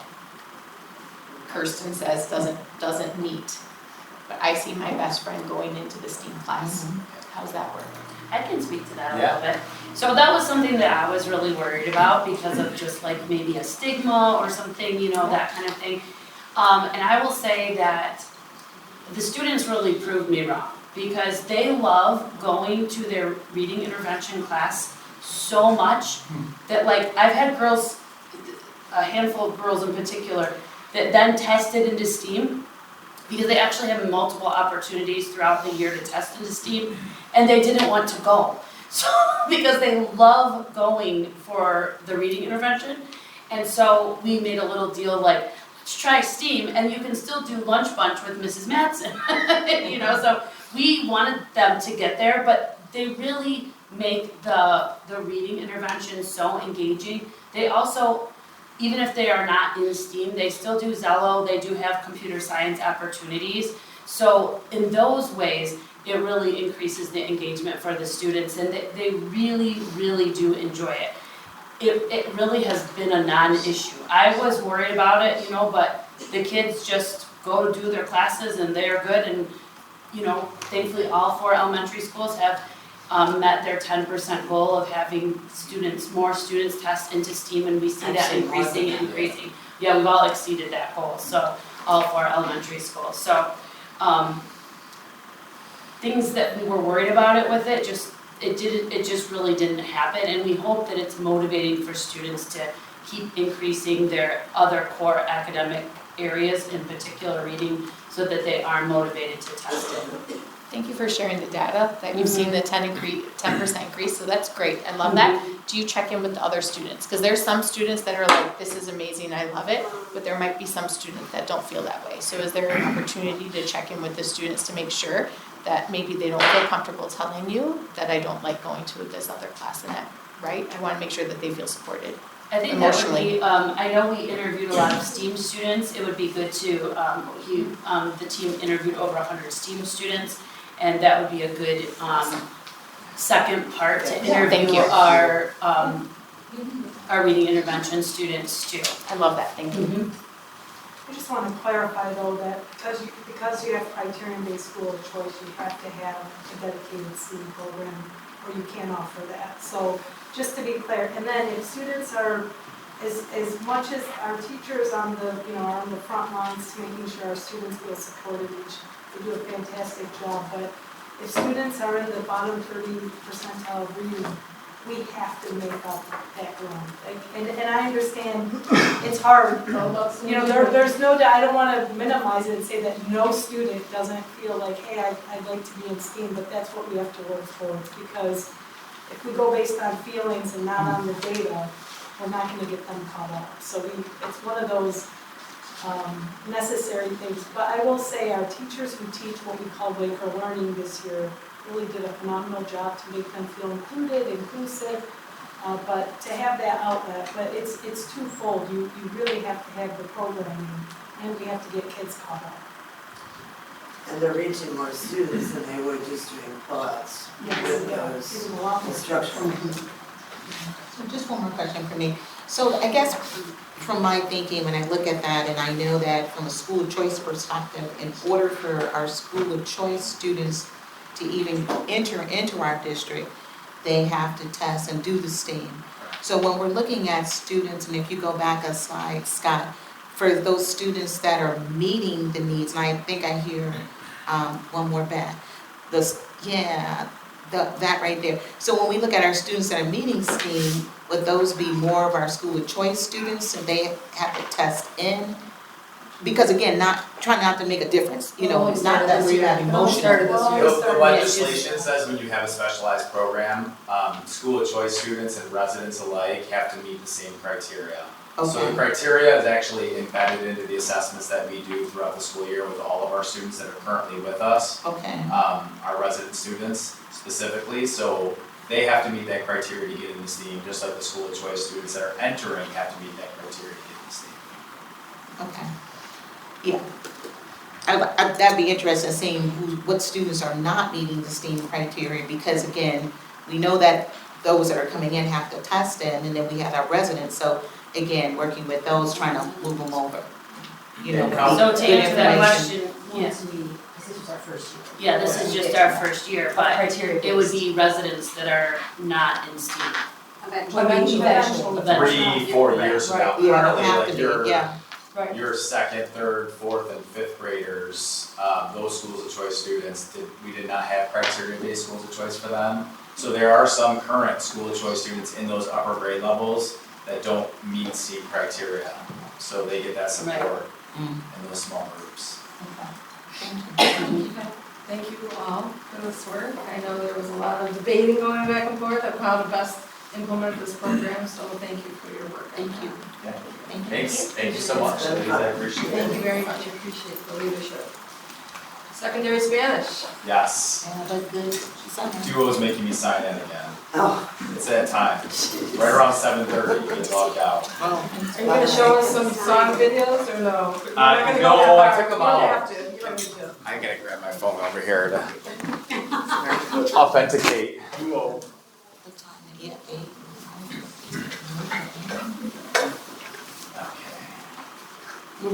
All right, I regret to inform you that you're stuck with me for this presentation. Mary Bai did not make it. She was actually in the hospital over the weekend. And David Dieradorn had a family commitment. So the two of them cannot be here tonight, so I apologize for that. I will preface that then and say that in Curriculum Council, this was very exciting. And we were really happy with the resources that were provided and the excitement behind the resources. So I'll just put that out because I appreciate you saying that, yeah, and they did a phenomenal job presenting to Curriculum Council. So with Spanish, it's been a long time since we've had a new resource. So long that if you look at some of the textbooks that were lingering in the middle school classrooms, they were in rough shape, they were obsolete, and some of the teachers didn't even have access to them. And as a result of that, the vertical alignment from 8th to 9th all the way up was lacking. And I would also say the horizontal alignment was lacking as well. So you could take Spanish 1 at the middle school, you could also take Spanish 1 at the high school, and the consistency did not exist. And so we got together as a team 2 years ago and evaluated what we currently had in place and how teachers were delivering instruction. And it was abundantly clear that we needed to look into resources. So the committee that included an Oakland Early College Spanish teacher, a high school Spanish teacher, and 2 middle school teachers, they started to dig in and look at what resources were out there.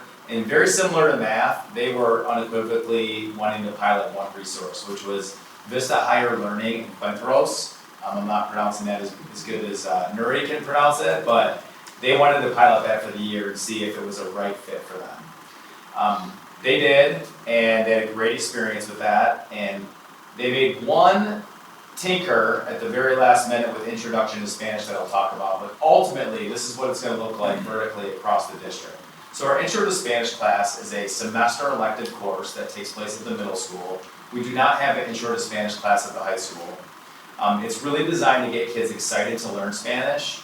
It's designed to equip students with key foundations for Spanish 1. It's not a prerequisite for Spanish 1, but it's encouraged. So we have lots of students that are going to be successful in Spanish 1 without an intro class. We have some that know that they need that introduction to be successful. The resources for Intro to Spanish would be Senior Woolley, which we'll talk about in a little bit, along with the teachers having access to Encuentros. They can pull anything that they want to use in that Intro to Spanish class. Spanish 1, 2, and 3 at the middle school, high school, and OEC would all use VHL's Encuentros digital platform and the textbooks that are available as well. So Vista Higher Learning's Encuentros key resources. Number 1, it does a great job focusing on intercultural communication, and it looks at Spanish within diverse cultural contexts across the world, what that looks like in terms of being a Spanish-speaking person in those different contexts. Number 2, it gives a nice integrated storyline. So as the kids go through the curriculum, they're following a storyline that kind of weaves through, that's highly engaging and incorporates cultural experiences. It's focused on communication and skills in terms of building the language acquisition, and it has a textbook and a digital component. The digital component is really great. One of the key features is access to lots of real videos and commercials. Like this right here is a video that they can show that's from an actual Mexican commercial that the kids would not see otherwise. This here is a series of YouTubers that actually take you through their experience in life, but it's all spoken in Spanish. So the kids have access to these different resources that are highly relevant to them. They also have the VTEX, which gives listening experiences, so they can put headphones on and listen to Spanish and grammar videos. And then SuperSite, which is the digital platform, allows kids to practice speaking, like they can actually talk into the platform and then get feedback from their teacher on that, listening skills, writing, and even a partner chat. So kids can be at home and be practicing their Spanish with somebody that's in the next neighborhood, which is really cool. For Senior and Woolley, they have really great graphic novels that can be leveled based on the student's skills. This is an example of one of the graphic novels, and this shows where the teacher can choose which level they think the student should access. They also have really great music videos that bring Spanish to life and really encourage kids to get excited about it. And the major principles of Senior Woolley is the story comes first. You're always having chances to write with relevant language experiences. It's okay for older kids to have simple Spanish too, and repetition is a big piece. They keep cycling back to things. So the team is really excited to recommend those resources. At the middle school, high school, and OEC for Spanish 1, 2, and 3, there'd be an annual recurring cost for VHL's digital textbook and the learning platform for $19,000. We already have sets of textbooks in the classroom. We got those free with our pilot.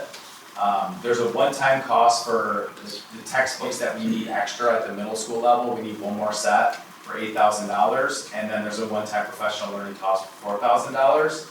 And then Senior Woolley is an annual recurring cost of $400 per year. Great. Any questions? I guess they were very excited about these resources. Lauren? So my question is, thank you. Yep. So my question is, when we talk about the middle school, in the intro to Spanish, Yeah. so at what grade can a middle schooler take intro to Spanish? They can take it at any grade level, 6th, 7th, or 8th. So if they take it at 6, can they then begin to progress with Spanish 1, Spanish 2, and Spanish 3? Spanish 1 is. I think it's Spanish. Intro is 7th and 8th. Oh yeah, my bad. And then Yeah. Spanish 1 is 8th grade. So you can start intro in 7th, and then you can take Spanish 1 and 8 if you Yeah. choose. Okay, and then when you get to the high school, that credit already transfers? Correct. And so how do we measure, again, how are we gonna measure that this was a successful program? I think one of the big keys is for a while now, because we didn't have consistent resources and experiences from the middle school to the high school, you saw different experiences in those classrooms and different performance. We can guarantee now a very consistent final and consistent experiences for our 8th graders and then all of our students in the high school. So we'll be able to measure that based on the number of kids that earn the credit for Spanish based on their performance in the final. All right, thanks, Scott. Thank you. Appreciate it. Thank you. What a big year for curriculum. Fun. Super exciting. Okay, agenda item number 9 is our naming of preschool at Chico Elementary and the West Winfield High School Theater box office review. Dr. Don DeVazzi. First come up, the attendant will address the board. Because I have a few things coming up, so I'm just gonna. What happened to that power tower in here? There's one right behind you. Oh, But the other one is not. The other one oh, is. that tall one. It's not working. Oh, it's not working? Yeah. We bought it at 18.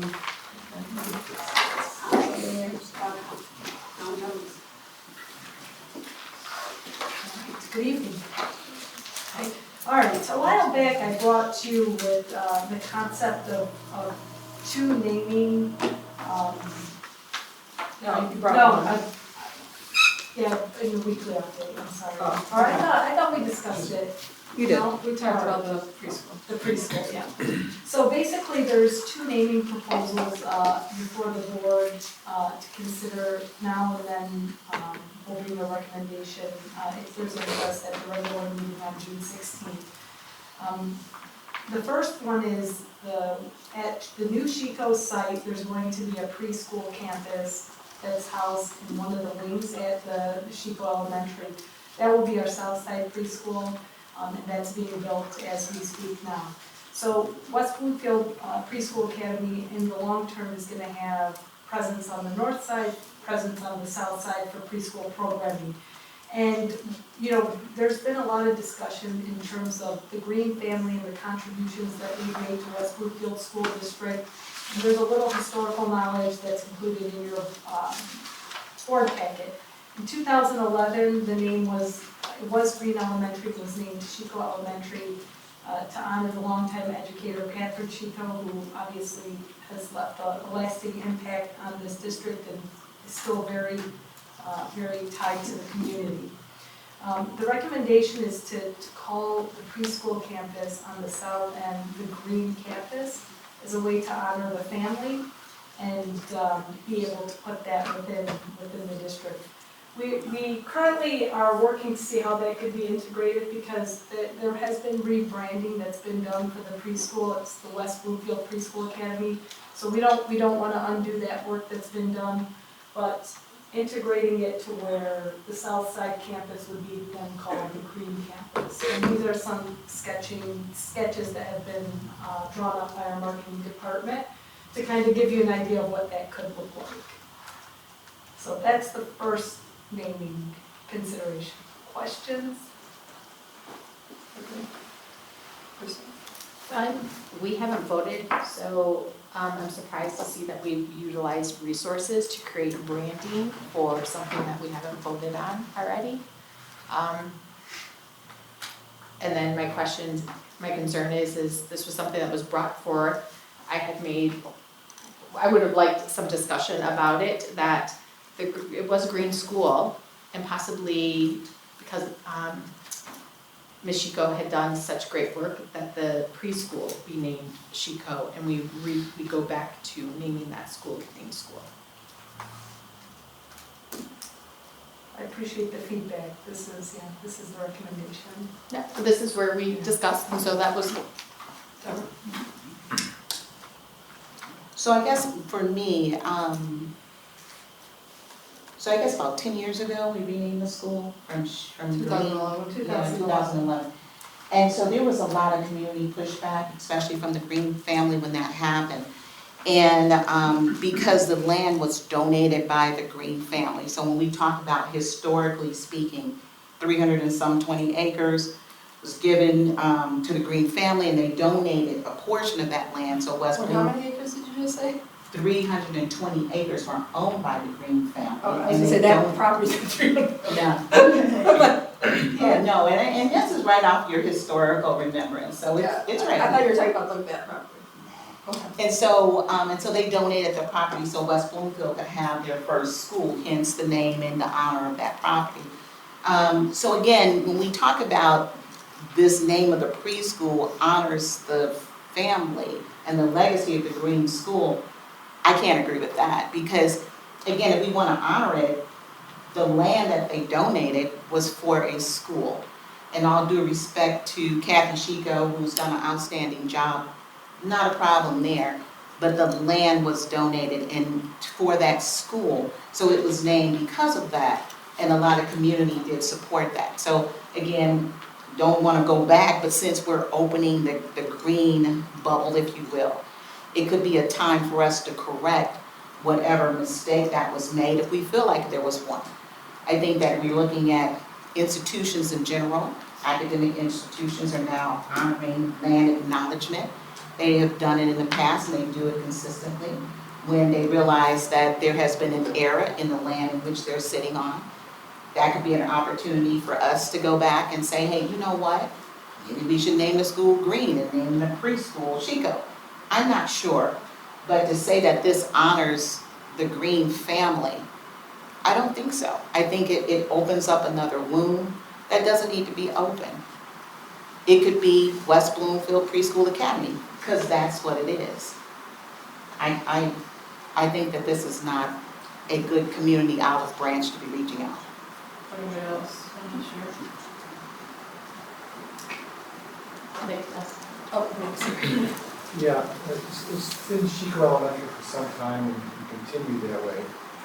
And if we're trying to make justification, then maybe we should consider keeping what we've got and allowing the preschool academy to be named Green Preschool Academy. Yeah, that's what's the Not the recommendation. school. Keeping the school is Chico Elementary. I don't agree with it, but that's what they're saying. So one thing, just to clarify, like, just to clarify, all of this was already done. This is the logo. All we did is type resources, we just saw 4 presentations on curriculum council that was a year worth of pilots. You have to invest the time. It's kind of what came first, the chicken or the egg. You have to invest time and resources when you bring a recommendation to the board. Like, they have to be able to see it, feel it, understand. So I think every recommendation you see, there's always time, effort, and resources that go into that. This was minimal. This was literally on a sketch pad. We just added things. So don't worry, there was not an extensive amount of time. What I was trying to say, adding just green campus, it sounds like something that would be nice to do. Yeah, obviously. You guys have any thoughts or? I mean, I wasn't around when it happened. I mean, I was around, I wasn't tuned in, we'll say. I think it's a nice idea. I didn't see a negative in it. I thought it was nice to name the school after Mr. I know that there was some controversy about it, so it just seemed that nice. Not that it has to be correct, but it was a nice way now to honor Green. My next question is, have we spoken to the Green family in regards to this? That would be kidding. I think that'd be premature to tell them we're thinking of doing this. No, I wouldn't do that before the color. Because once we voted on it, can we go back if there's If they were disagreement? not, yeah, I mean, if they didn't give their blessing, then we would share that with the board, but, that's yet to be seen. I think, I have to say this because I've known Kathy Schieffer now 3 years, and she's an amazing educator. The past is the past, I really can't speak to that because I wasn't here back then, but, if there's anyone that I think teachers, administrators model themselves after, it's her. And I'm certainly a better administrator having the opportunity to work alongside of her. So, I will say that I don't know what happened in 2011, but I know there was reasoning based on the character of her and what she brought to this district over, a lot of years. Okay, we'll move on to the next one. Yeah, so the next one. Just suggest something. Perhaps before we put the Green name on there, because this was supposed to be honoring the Green family, before we use their name and say, this is what we're going to do, maybe they wouldn't agree to it. I mean, I think because it is a family, they did give the land, it was changed, they did have problems with it. Communication is good for community outreach.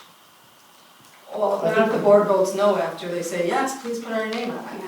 Yeah, I think That would be a terrible thing. I think if we vote yes on it, and we can tell them. We can ask them. And I'm sure that they'll be glad, I would guess. They did come up from, I think they live in another state now, in Waffle House before. All right, on to the next one. So I'm going to give credit where credit's due on this. Susie Eisner, the assistant principal at West Bloomfield High School, came to me and the board president a while back with regards to honoring Karen Brody, who is retiring from the district. She spent 51 years in the same district, which is really something special. I mean, you don't see that every day. Her career started here in 1974 after going to Michigan State University. She was hired to teach math, Go Math, and serving as the yearbook advisor, a role that she held for 30 years. From the start, she's been heavily involved in the theater program. It's really a passion to her. It was her minor in college. And basically, the auditorium was one of her first stops as she took a tour of this high school, and she has not left it ever since. She transitioned to the counseling department, where she served as the department chair for a long time and mentored a lot of our counselors that went through that program. So the impact of the counseling department is significant, but it's also her commitment to the theater department. She was a co-advisor to the first International Thespian Group, and she stayed in that role just up until 2 years ago. So she's good with the business and finance side of things, managing ticket sales, programs, thespian promotion, and always been somebody that the district has went to as they did renovations over the auditorium. So again, she's really, this has been a passion of her. You will see her at every box office event during the theater program. And so Susie Eisner came to us saying, you know, that they would like to name the box office, the Brody Box Office, in her honor. And this is kind of where it currently says box office, and we just wanted to give you kind of an idea of what it would look like. We haven't decided on the final thing. We would work with the high school and work to see what fits their branding and marketing, but just to give an idea of what it would look like for that. So those are the two recommendations for naming. Any questions on this? And we will separate those out, right? Yeah, in two votes, just so that, because they're two distinctive names, you know. I think it's a wonderful way of honoring the time that she's putting into the school. I think she's going to be thrilled with that if it happens. And I would support it. My daughter Anna was in the drama program all 4 years in high school. That was Mrs. Brody. When I told her about this, that this was an event, she thought it was a great idea. And I like that third option, by the way, for the sign. Oh, yeah, we take feedback, we just, we'll take feedback, but I'm gonna let the high school. You like the third one? Well, Yeah. I like the comedy. I will tell you guys, I don't know, that wasn't voted on at cabinet. We'll see. The creepy masks. Well, that's what they Why, have. you know what, if it happens, why don't you let? It's Shakespeare. Yeah, she'll definitely, you know, work with her, but, I think all three of my kids had her as a counselor. I do have, yeah, love the idea, think she's great, so let me say that first. So we take a breath. But then I'm gonna say we probably, I think it would be a great idea if we develop some policy around naming recognitions, because I think that. We have a policy. we do it. Oh, Yeah, That's why it's we coming in follow. June, she has to be gone. She has to be like retired, that's why this was brought to me February, March, We do have but a I, policy. next time I'll explain that better. Donna asked me like 3 months ago, I said, you have to wait till she retires and then you can bring it to the Well, I board. will read that policy, thank you. Anybody else? Okay, thank you, Donna. Agenda item number 10 is the Seeking Fund Special Election Resolution. Oh, you got it? I got it up. Okay. This is Donna and Jamie. All right. So it's that time of the year again. We've had a lot of elections in West Bloomfield since my tenure started, but that's the timing sometimes. All right. So just a couple of, currently the district has an operating sinking fund that we utilize. And it's basically a pay-as-you-go system, right? It's not like a bond where we just sold bonds for the May 2023 bond. This has no interest or borrowing. You collect the money every July when you levy the summer taxes, and those funds come in. It pays for districts to pay for, cash repairs and improvements as needed. You can, some of these things are a surprise, right? And that's why you keep some money in the sinking fund, and some things are things that you plan out over a longer period of time. They can't be used for salaries or general operations. They're very restricted funds. Today, they are limited to 3 mills, 10 years, and I'll get into in a later slide of how ours is currently structured. It's subject to an annual audit every single year through our plant moran audit. And so basically they took a look at those in terms of allowable costs and things of that nature. Because it's much more restrictive than the bond work. Yes. So our current singing fund, the most recent one that we currently have was approved by voters May 7th of 2013 at a rate of 1.25 mils for a duration of 14 years. So basically, the 14 years that it was levied for in 2013, you can only, now it's 10 years. So that's why you'll see a differential in that. About half of the state's public schools in Michigan, we have an operating sinking fund.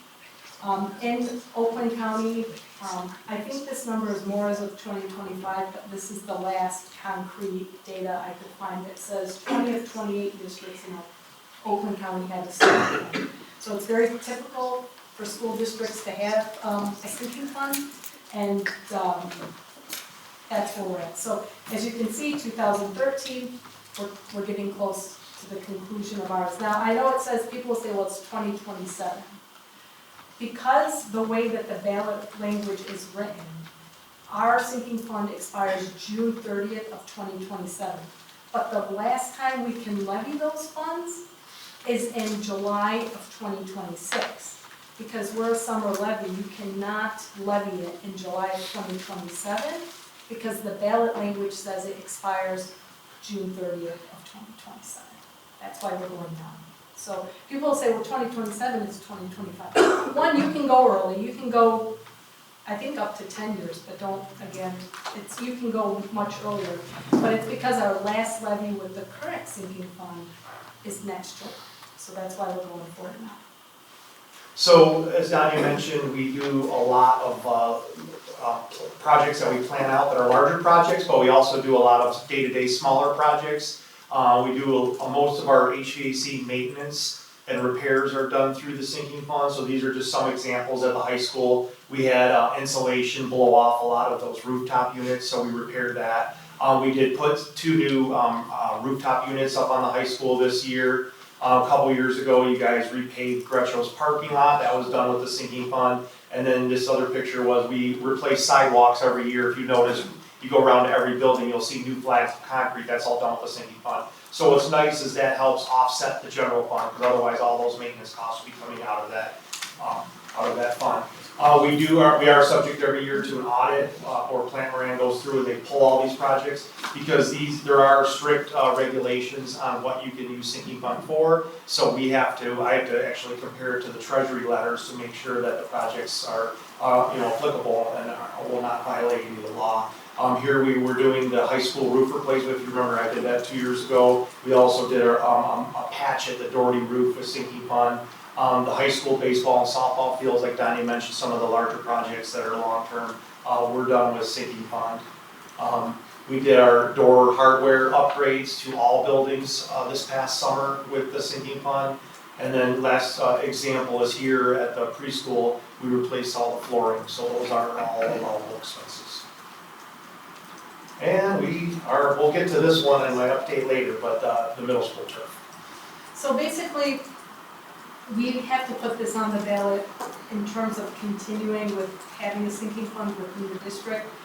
There's a couple things that I'm going to go through that are a little bit different with regards to the rules of the sinking fund from this go-around versus when we passed one in 2013. And we'll explain those a little bit. As you can see, because of property values have increased over time, we won't have to levy the 1.25, we'll actually be levying 1.1552. So again, you theoretically, could take it up to 1.25, but because we're doing it in terms of a zero net increase in tax, we're going to hold it at the 1.1552, because that's what we're currently levying to generate the money that we're able to. All right. So again, this would be on the ballot November 5th of 2025. The duration would be 10 years. It would be levying 1.1552 mils. The board's resolution allows the district to place this on the ballot for the community's consideration. Again, we believe that this is something that was approved in 2013. If it's going to continue, we have to take it to the voters again.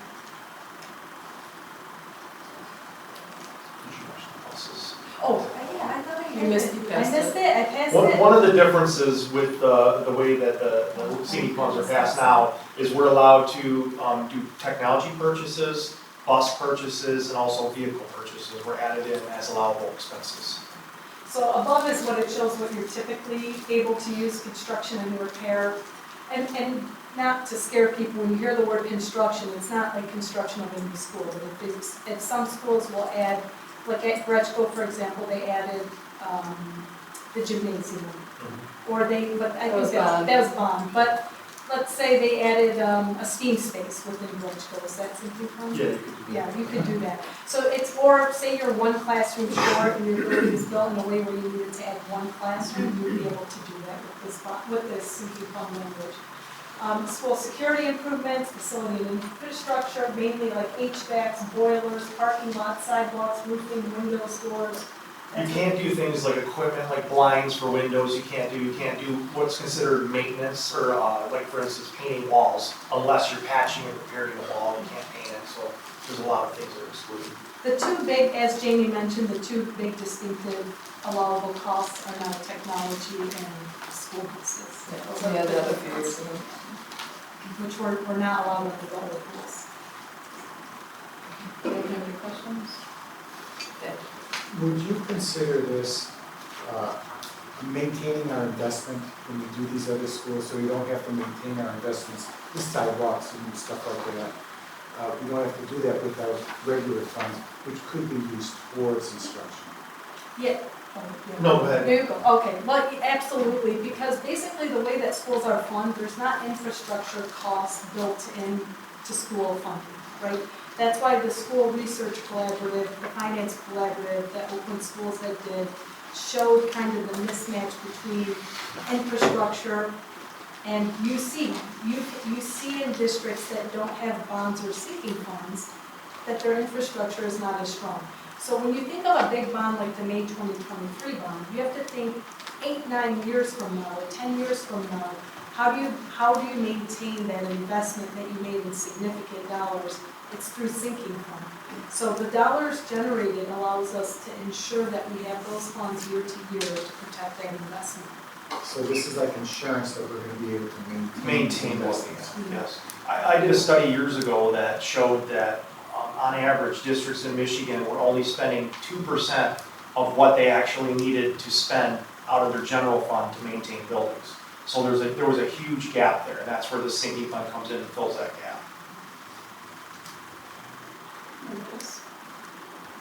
That was something I forgot.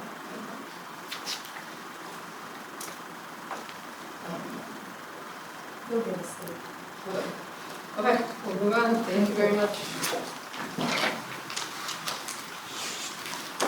I really lost it. Totally out of it. Okay, agenda number 11 is our fiscal year 25 final budget amendment and fiscal year 26 original budget review. This is Nancy Hoover, Executive Director of Financial Services. Hi Nancy.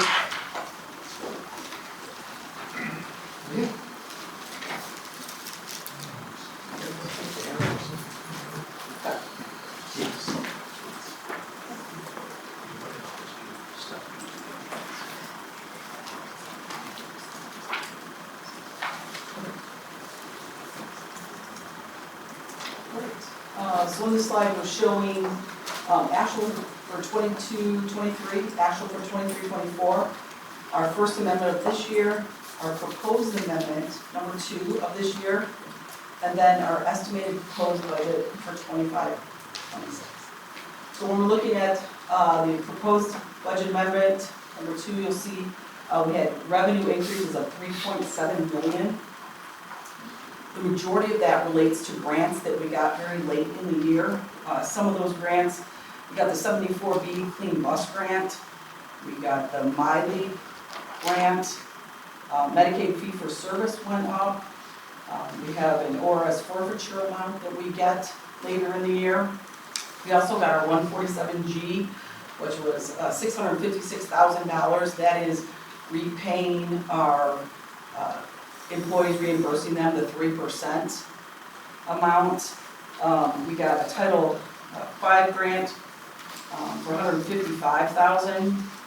And then our normal cost offset, 147A, was an increase of over $1 million. And that is something that we get quarterly, so we never know exactly what we're going to get, but it comes in every quarter. We still have one piece to get this summer.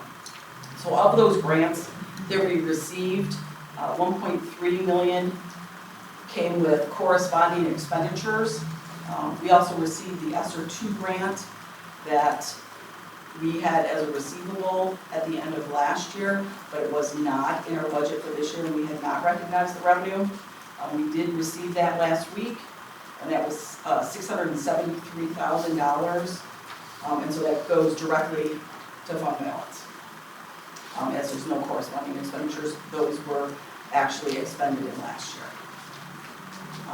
So for the proposed budget for 25-26, again, we start off with our current 24-25 budget, and then there's a number of things we have to add to that going forward.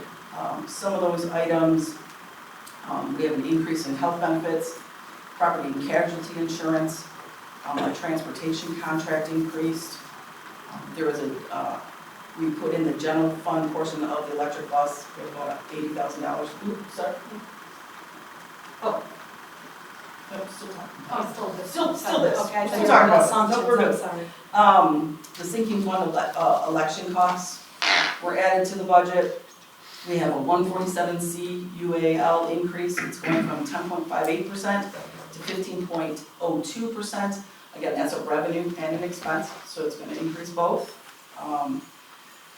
Then to go along with our model of reducing staff, our attrition model, we have staff reductions this year of $1,056,000. Wait, say that again? $1,056,000.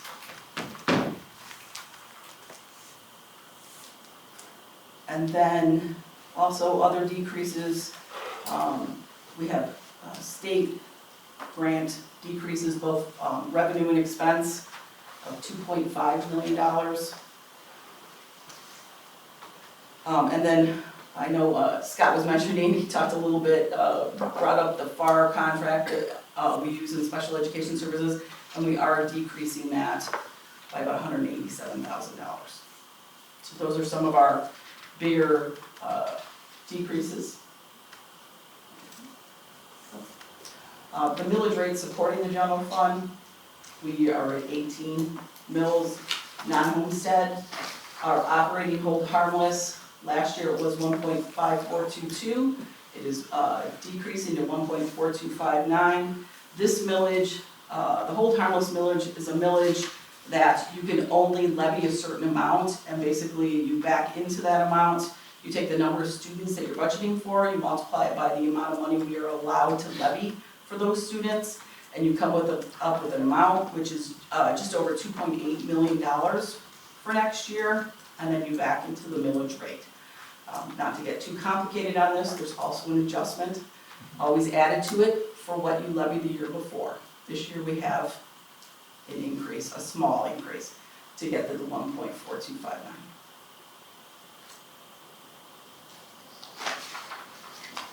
Just a slide showing our enrollment trends. You can see the projected for fiscal year 26 is a decrease of 4.1%. You can see we've slowly, I know Johanna mentioned this as well in her slide, we're slowly declining. I just ask you a question, and you guys normally don't interrupt, but with that whole during COVID, when it was that, is this actual FTE that we lost because they remember the double something that they?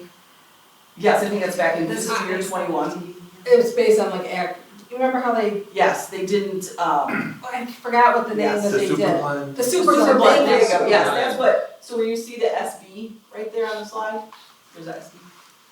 I gotta put my glasses on. FY21. There it is. Yeah, that was. That's why it only showed 23 down. Yes, that's the super blind. Okay. Yep. What was super blind, sorry? Alright, so you probably explained it better because I couldn't even like, get it out of my mouth. I won't exactly remember, but the super blend, they let you use amounts from the prior year. Like usually you only get 10% from the Yeah, but they let from the winter fall count. I mean, student count day. They increased it because there were so many people going to online. And then you can see the next year that we suffered a significantly larger loss because you had the loss from the super blend year and then it was compounded the next year. So they're really not 100% accurate. Okay. Yeah, so that's why you see the big 272 comes next. Yeah. So it's really like a 2-year loss. over 2 years, probably. Okay. Some of our assumptions I mentioned before. So we're looking at 194 student FTE loss. Our foundation increase that we're projecting is 300 per pupil. Pay to participate, we're gonna increase about 20,000. There's a reduction in 31A of about 300,000. We are experiencing a reduction in PA18 funding of 430,000. As I mentioned, our UAL is increasing from 10.58 to 15.02. And they eliminated 147A4, which is the MISRS money they gave us, the 5.75% they reduced, and that is eliminated this year, the $2 million. Included in the expenditures is a step increase for staff of 1.4 million, custodial contract increase, the general fund portion of electric bus, the staff reductions of just over $1 million, increase in property and casualty, the health benefits increase, and again, you have to have the UAL increase down on the expenditures as well to match the revenue. We had a technology increase, or decrease of 100,000, and then we have a building rental reduction of 101 because we moved the transition group into the high school. So we will no longer be renting that portion of the building. We will still have a small rental for adult ed, but that is paid out of adult ed funds. This slide basically is just, normally we have a little more information on this slide, but as you can see, we don't. And from the House, you can see a lot of negatives. So all three of the proposals from the governors, the House, and the Senate, they are all looking at just about $400. The governor's just a little under $400 a student. So we have, in our budget, we're putting in 300, hoping that we'll get that. If by any chance we get the 400 and we don't, maybe we only lose half as many students, then that's a swing of 1.5 million to the district. So that is what we've experienced the last 2 years, that we've only lost about half as many students. So we're hoping that trend continues. And then with the foundation, obviously, we thought last year we were going to get one, and that's what we budgeted. Instead, they gave us the reduction in resources. Actually, I'm going to go back. Since we talked about that, I'm going to go back. So the estimated proposed 25-26 budget, we're looking at revenues of 78, almost 78.3 million, expenditures of 82, almost 82.3, which will result in an operating deficit of just under $4 million. So $3,993,989. Which will leave, as a percentage of expenditures, that's 13.11%, and as a percent of revenue, that's 13.78.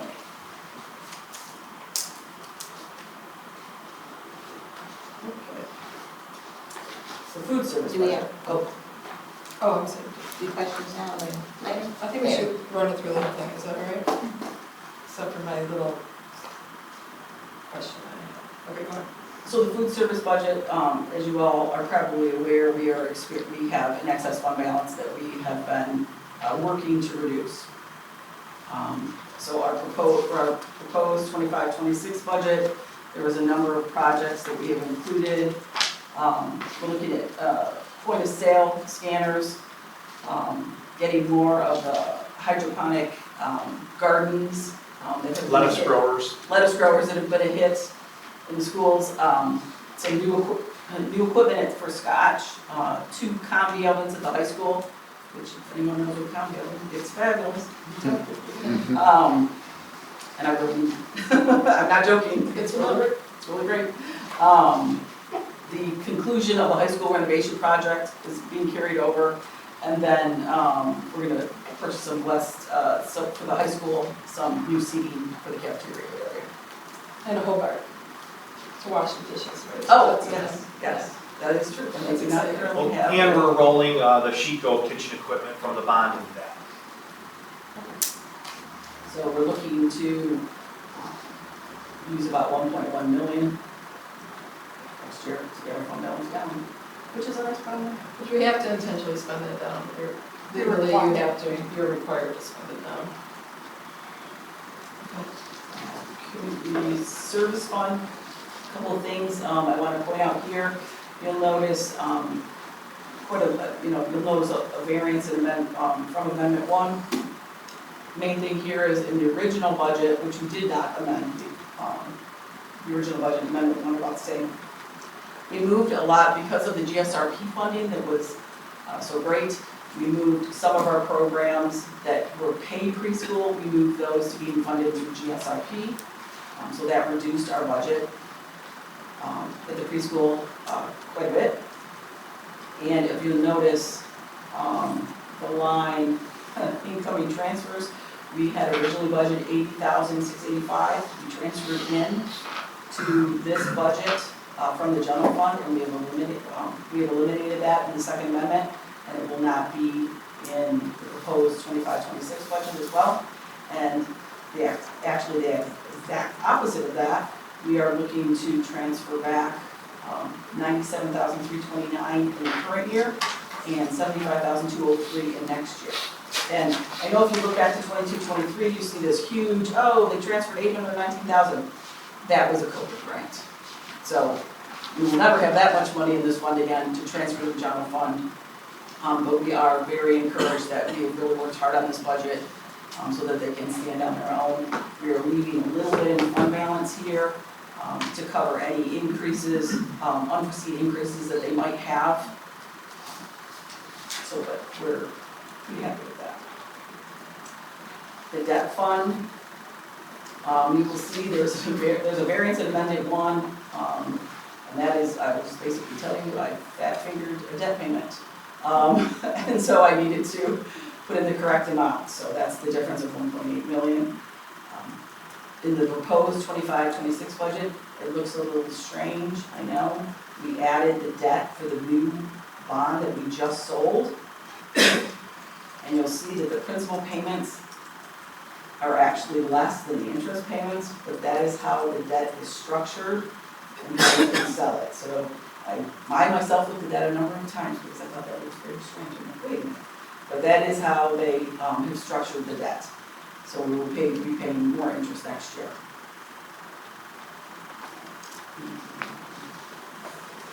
The millage rate supporting the debt service will remain the same at 6.15 mils. So no change there. I think that should go down like the next year or two. We haven't looked at that. I think that, well, the plan I think is to leave it the same. There is a limit on what you can have in your fund balance, in your debt service fund balance. Okay. So as long as we remain under that, Okay. I believe it's 1 year's payments. Okay. So we'd like to leave it flat if possible. Then this is our proposed sinking fund budget for next year. And we can levy this one more time, our current millage. We're looking at about 3.1 in revenue. We have some proposed projects. A lot of what we budgeted for is just repairs at all of our buildings, and then the completion of the field at the middle school. So we're looking to spend that money on. The sinking fund millage, you can see over the last 3 years, we've had a Headley rollback. So we've gone from 1.1643 in 23-24, and now we're at 1.1552. But even though the millage goes down, our revenue is still going up. The Headley rollback just caps the amount of increase. It doesn't take it all away. And again, just a little commercial. This cannot be used to pay teacher salaries, or anybody's salaries. It can be used for remodeling and repairs. It cannot be used for maintenance. Okay. And our final budget, I proposed our student activity budget. This budget came about with GASB 84. Yes, that's an accounting thing. They required that we start having budgets for our student activity accounts. So this is our proposed budget there. We usually spend anywhere between $700 and $1 million in this budget each year, and usually bring in about the same. So, okay. So, we're gonna take questions, but now I'm sure you saw like the news that a house is trying to pitch like $12,000 a student and to get rid of categoricals. Is that would that positively influence our budget more so than the 400? You know, Yeah, I believe that we would come out ahead with that, yes. with like our district? Yes, our district would come out ahead. Again, I think it would hurt districts that have more free and reduced students, because one of the categoricals is at-risk funding, and if you're a district that gets a significant amount from at-risk, that would review. We get. Well, they didn't give any information, but I was just So it wondering really if that just depends. is a hindrance already, or, but it's Yeah, it not. really just depends, and then if they got rid of the MIPS, we have a number of MIPSers, categoricals, so, you know, are they including the MIPSers categoricals, are they not, you know, those are just obvious. It's just a little drama right now. Yeah. Okay, yeah. Who has questions? Deborah, I know you had one. Thank you. Two questions and then we can say, but, so if I'm looking at the proposed budget and I see, I'm looking at it on my phone because I have branded eyes. But if I look at the proposed budget, we have Amendment 1 and then we have an Amendment 2. But we're gonna go through another amendment as well. It's the updated. No? No, the Amendment 2 is the last amendment for this year. I think you're thinking like, are you thinking like one in November or October? No. I know that districts can do 3 amendments. Certainly, yes, they can. Yeah, so I They could do 4. They really can, right? Yeah, I mean, you could amend every month, I mean, you can. No, I'm just saying, but in order to do that, because I do remember enjoying, if you will, when we did do amendments more than twice, we were able to come closer to our audited number, if you will, because we had like one more month of costs that we can include and to examine and to manage. Okay? So if we look at this now then in our budget, because last time, I know that MASB suggests that we should come within a certain percentage between our amendment budget and our actual for audit purposes. Right, between Amendment 2, No. between your final amendment and. Yeah, And the your actual. between Right, so it's amendment not- 2 and the actual, it's not- 3 to 80%. Yeah, it's not amendment 2, it's just your final amendment, so we have Right. chosen in this district to only do 2 amendments. Right. And I think we used to do 3 in the past. So I guess what I'm saying here is because when we did 3, we actually had a different view of what our financials could look like. Because right now, we're budgeting almost a $4 million deficit, that's. For next year. For next year. For next year. So if we have a opportunity to look at what our costs, a more accurate view of our costs as we extend it, then we can develop a plan more accurately to address the $4 million deficit that we're looking for in our budget. Because it would give us a longer lead time to look at our information. Sure. And a more accurate. Well, sure, but the First Amendment, you're not gonna be able to do that until we get the budget from the state. Not So- the First Amendment, I'm talking about. No, I'm just saying, the First Yeah, I'm Amendment. talking about our So that last wouldn't amendment. be, you know, until October, we would probably wanna wait, you know, till after. We're July. So talking those would be- apples and oranges, I just want to get us in the same people, just for a minute. So I'm talking about the amendment for this year. So we've done 2 amendments for our budget this year. Right. We could do more amendments, we could do 1 more, which we have done in the past. That gets us closer to looking at actuals to develop our new budget. Because that's what the amendments are for. So currently we have a $4 million deficit. That's a little alarming to me, so that means that we need to plan. With that new and improved, if you will, amendment, we can come closer to basing what our new budget may look like. Because that's what the amendments are for. Sure, but let me just say, so, yes, the 4 million is an alarming number. A lot of what that is the result of is the fact that we don't know what our per pupil is. We're assuming, our assumption is it's gonna be 300, and again, if it's 400, that's $500,000 to us. If we only lose half the number of students, that's $1 million to us. So those 2 pieces of information really affect our budget. And there are 2 pieces of information that we do not have. Right. And so And we're just I making would our best agree, assumptions. but the other half of that is our expense, and that's totally controlled by us. It is, but. So that means that that's our responsibility to manage the expenses, because you've got two sides, right? You got the revenue that comes in, and we know, like you were saying, we don't know those numbers, but the expenses we manage right here. No, I said we don't know the revenue. Right. I didn't say we didn't know the expenses, I said we Exactly. didn't know the revenue. But when we come closer to what our actual numbers are for this year, it gives us a better jump start to understand what our budget could be. So I'm just saying, we know the expenses, we just have to manage them. Yeah, so just to be clear, like, we started last year with over 2.5, I believe it was 2.77 deficit. Right. And so as we learned more, we saw that the deficit then turned into, when we did the first amendment, the deficit turned into 1.45 million. And then again, we got more information, more funding. I mean, we were given grants, we're still getting grants to today. Like literally a week ago, we had a $100,000 grant. So that revenue sometimes comes in at various times. When you do the amendment though, June is the latest you can do any amendment to your 24-25. So this is gonna get us as close to the truth right now as it would to the actual budget that gets, or the actual budget that gets presented after we tokomplete the audit in October, November timeframe. So doing another one in between February and now, again, today is the most accurate information we have to close out the 24-25 school year. Also, the 3.93 budget is a planned operating deficit. We know just the way that we knew that we had a 2.77.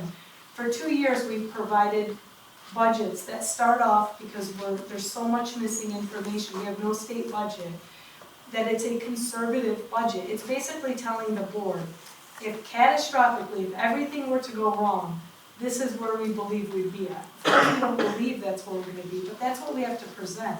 Because we can't come to you in January and say, well, we assumed it's a $400 per pupil increase, but it's not. So the 3.93 is something that we are aware of, we're planning for it, because if you also see over the course of this school year, as your enrollment declines, right, your staffing should decline, right? You should need less sections and things like this.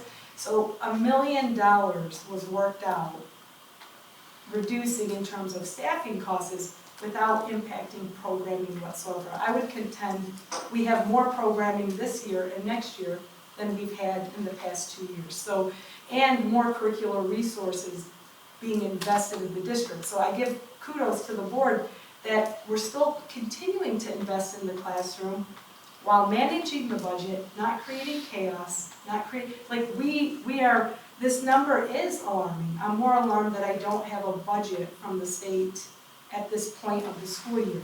That our fiscal year ends June 30th and the state's ends October 1st. They generally provide, or required, but there's no real requirement, to provide us a budget by July 1. Well, that's convenient because our boards by law must approve a budget by June 30th. So it puts us in a predicament each year, but what is our job is as more information comes up, as we're able to address that, but we do have a 17% fund balance. We're not a bank, we have to invest it in kids and programming. And that in itself is what becomes the challenge. So we're not comfortable with the number either, but we're comfortable with the fact that even with eating 3.93, we're sitting at over a 13% fund balance, which we had that one blip, but we are maintaining, like the actual fund balance in 22-23 was around 16%, 16.45. We're gonna end the year at about 17.8. So with all of that that's happened, we're in a better financial state. So I know the number is at face value, puts us at a pause. But again, we're at the point where we've been able to get assumptions cleared up as time goes on, and we're able to address it through our attrition model, because the attrition model is working. We're able to reduce staffing without a detriment to our program. So that's, and over the last 2 years, so from 23 to 24, we reduced 16.2 staff, and then we're projecting that we're gonna reduce another 13 in 25, 26. Is that retirement? Yes. So, Yep, we have with not. the attrition we model, have as not people laid off retire, Yeah, we haven't. then they look and see, like, is there shifts that can be made so that you don't have to rehire a certain position. So that's kind of the model that we've been And doing that- for the yeah. last couple of years. That comes from Eric Whitney, but also our principals. Like Susie Eisner does all the scheduling at the high school. And she'll come to us and say, hey, we're losing, our English teacher's retiring, but I think we can absorb that position. And so those are done, one, we're looking at it from the central office staff, but the buildings are also very aware of this. And I have to give them credit, because it's not always easy to evaluate your own building and say, you know what, we can let go of this position, but our administrators are fantastic, and they understand the long-term implications, and they understand that laying off people is really detrimental to the culture of the school district. So they want to take those opportunities to make those changes when it doesn't impact their people. So one of the things, though, I do want to say, last year in our audit financial statements, we came in looking at a fund balance at about 13.4% of expense and 13.7% on revenue. Had our audit and it totally flipped, right, to 17.6%. So again, when we talk about managing our finances, we've got to manage the hard way and not hopefully, the lottery way.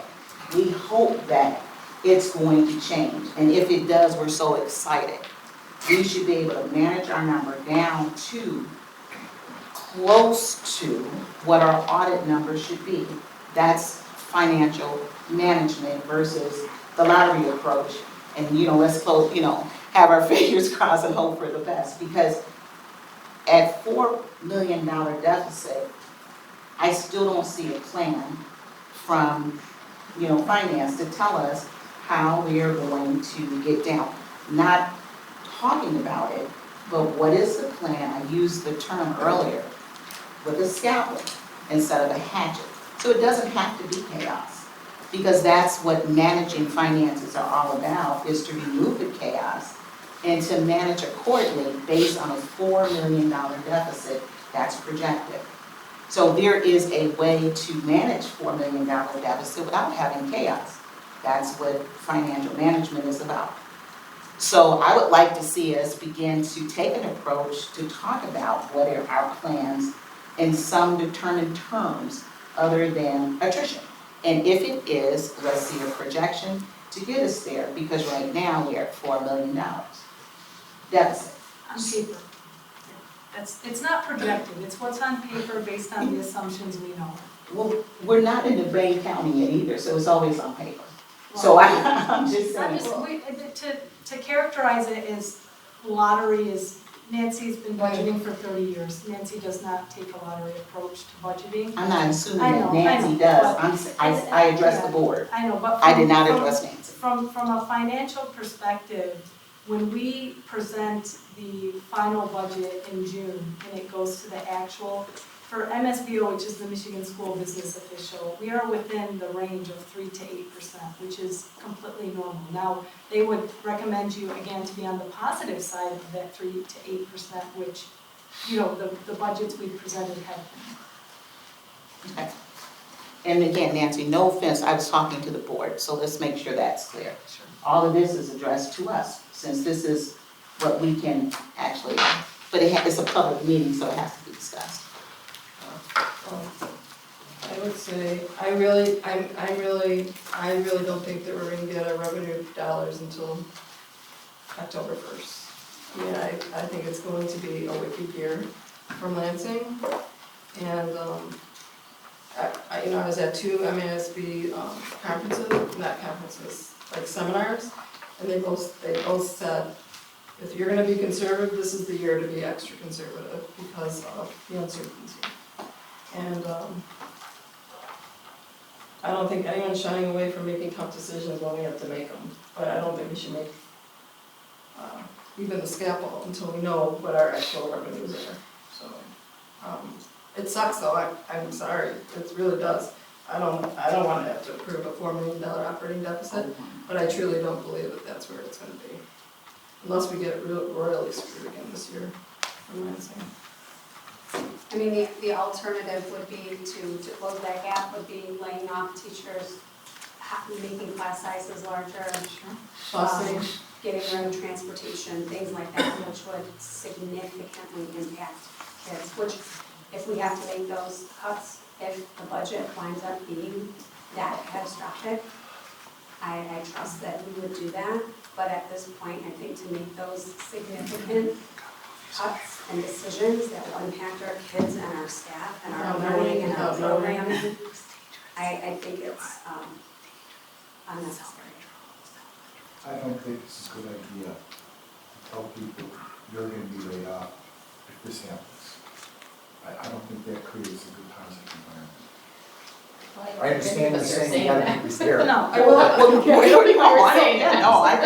think that kind of knowledge. I will say that this is why we work so hard You about can't fund reduce the balances. deficit though without making, like 3.93, right? If we were charged with coming to you at 0, that's what we'd have to do, right? And that's why we're saying right now it's on paper. When we get closer to amendment time and know more of the truth, that discussion might circle back to that, right? But right now I think it's premature. Yeah. I have a clarifying question.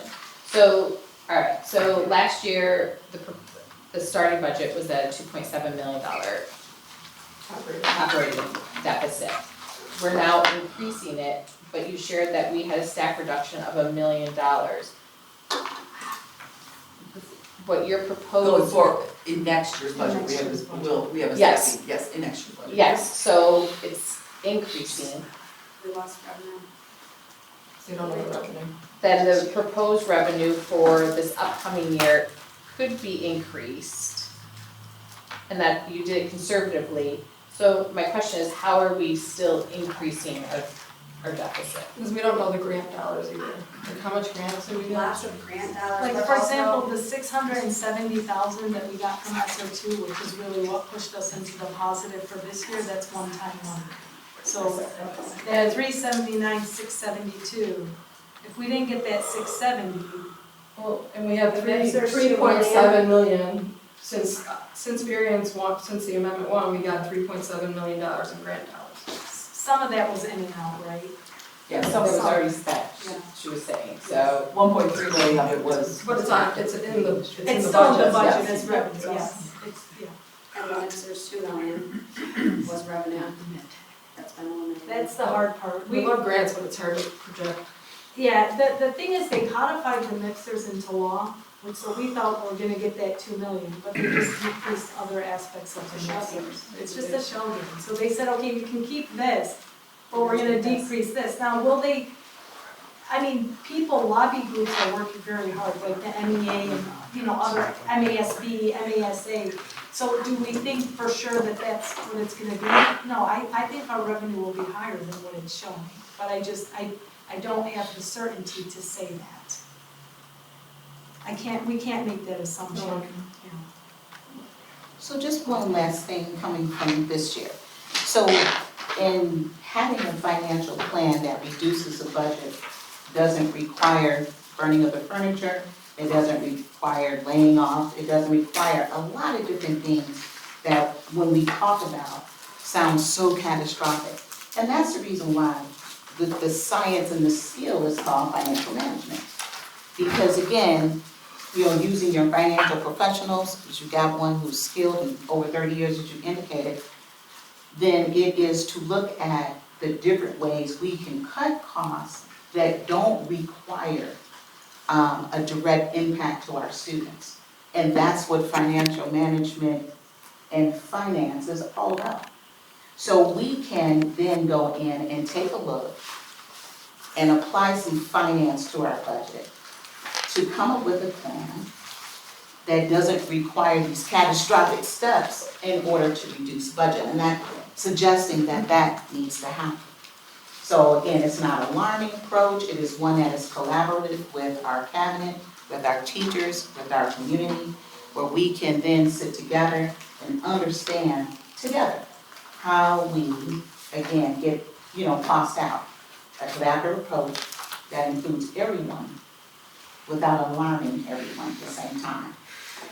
And again, I'm just curious, have you guys been doing that? Yeah, we do that internally as a team, like we have what scenarios, like what are things that are very important to the district in terms of programming. The difficulty is that 80% of your budget is just people. I mean, that's the bottom line, 8 out of $10 go to people. And then almost about 10% are fixed costs, lighting, heating, cooling, infrastructure, cutting the grass. You have to have those expenses, right? So you're looking at 10%. So on an $83 million budget, you're looking, again, I'm throwing very general numbers, but you're looking at about a little over $8 million. So it's hard not, those things are, those difficult decisions come in when you say, okay, it becomes people, that's the, because we're in the business of people, we educate kids, and that's what we do. So, I think those discussions have come up. We've made some decisions that were difficult, but we've done them through attrition, where we've said, this is a nice to have position, and we've made those decisions. But again, we, until we have to, and that we want to continue to use that model, and make sure that we're doing things in a timely way. Will we always be able to do that? I don't know. And those, next year I could be coming to you and saying that I have recommended changes based on the study we've done with the budget. I think this year though, we have time, so let's take that measured approach, and then next year it might be different. At some point, it probably will. I agree. It is going to happen at some point. Thank you, Nancy. Okay, and you're going to stay there. Agenda item number 12 is our L4029 tax rate request. Just got one. Talking about money, I don't know. Or my Your budget? Does that take a moment? And it has IA budget. Number 16. We're on number 12 now. We're so far. We're not there yet. Nice try. You want to get moved on Self-control. Oh, I'm looking at, sorry, I went back to look at budgets for 24, so I'm on 24's agenda. I was like, what am I? Sorry, my bad. Okay, you okay? I try and do it like when someone's sitting in the chair, but keep going. All right, so Nancy. Okay, so this is the L4029, the tax rate request that was sent to our 4 taxing authorities. Some of it I already mentioned. We're levying 18 mills, so 18 mills is our allowable, we're levying 16.5741. The next line down is our hold harmless. And you can see we actually have 4.6224 that we're allowed, is our maximum allowable, but we're only levying the 1.4259. Do we have to do another headly? Is that what that says? No, not yet. No, we're good. Because I see the 16.574. Yes, because when you add that with the 1.4259, Okay, you get 18. okay. So it's, and one is, I got it now. one is like on non-homestead, one is on all. I got it. So, yeah, okay. And then there's a sinking fund is the next line. And then all of our 5 pieces of debt. And there's actually another, we have. This is because we had a transfer property. So there's one piece of debt that we levy on this piece of property that was transferred. So we send this, so that's what the second sheet is. We only have 2 layers of that, so. Can you explain what that is? Sorry. Because it goes to Bloomfield Hills? Yeah, so the property was transferred to Bloomfield Hills, but when it was here and the debt was voted in, it was here. And so we need that piece of property was part of our tax base when we levied that millage. So even though we said, yeah, you can go over there, and so then it was probably part of a neighborhood or somebody, came in and said, hey, I wanna be part of this over here, we said, fine, but this debt is still going down. So it's only for 2 more years. We don't let them It was- go, this, oh, the township. it was does. before- Yeah, I it was gonna say, before We me. don't. So, ooh, I didn't really get that one. So someone wanted to switch school districts, they redrew the lines, is that, oh, okay. Yeah, yep, redo the lines, but we can still levy the debt that was voted in when they were still part of us. And so we transfer it to them, because they're in that school district. Yes, so we do this form, and we say, hey, Here's your this money. property gets our millage, or gets our levy. But again, for 2 more years, and then this piece of debt will be paid off. Thank you. Okay, then the number 13 is our budget to actual. Do we vote on that, big sum? This Is that one what it is, is? The L42. yeah, well, all of these will, everything's coming to the board at the next meeting. Okay. Well, not this, because this is just the Not review, this. the budget to actual. Yeah. Okay. Everything else is to the board. Okay, so this is our budget to actual for May.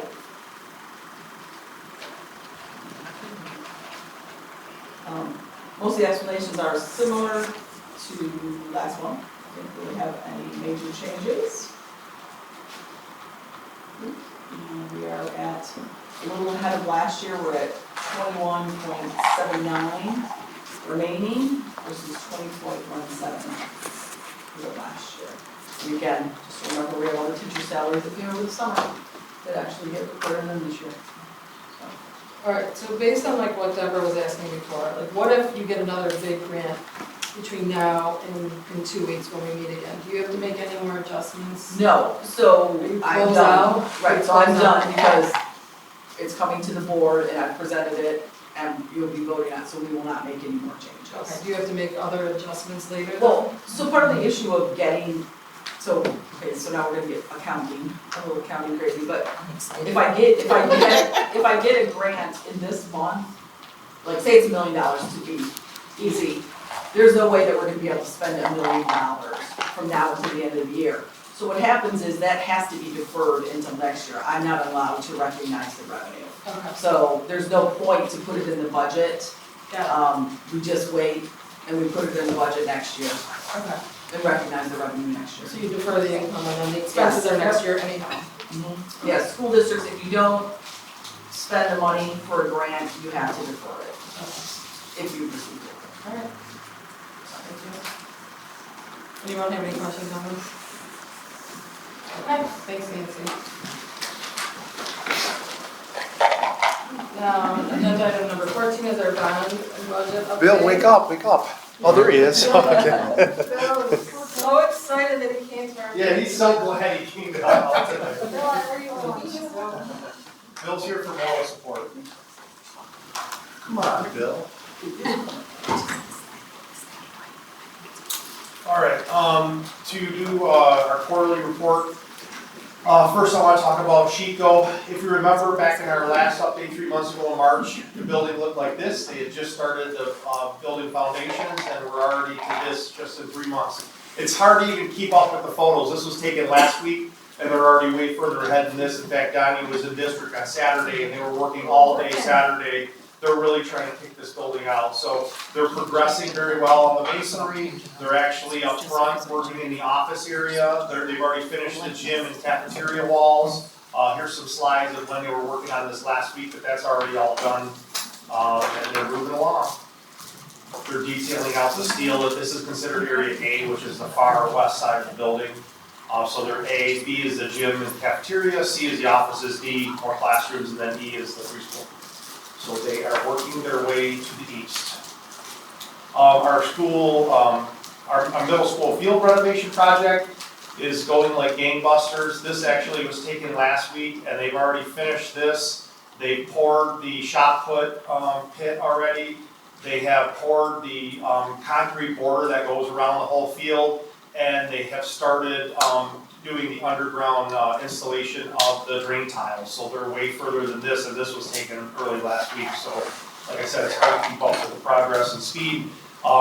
We do have a confirmation from Shaw, who's going to be putting down the turf, that we are the first project to go in Michigan this summer, and they're going to start production in early June, and they will send us some pictures from the plant down in Georgia once that fabric goes into production. So we'll be wrapping this field up hopefully on time here, if all the weather holds up.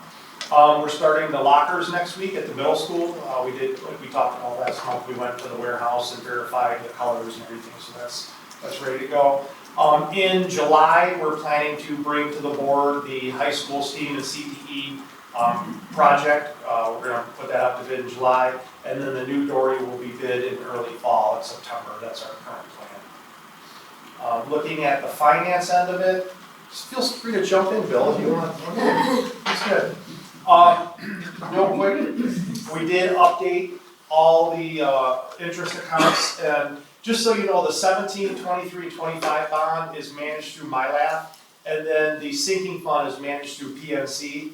So we do get interest on that, and obviously with the market the way it's been lately, we did accrue a lot of interest, and so our interest now on the 2023 bond has jumped up to over $6 million. So right now, we're sitting at a total available revenue for all our projects at $161 million, and same as last time, we had budgeted $157 million for all the projects that we have on our radar at this point. So we're going to continue to update this.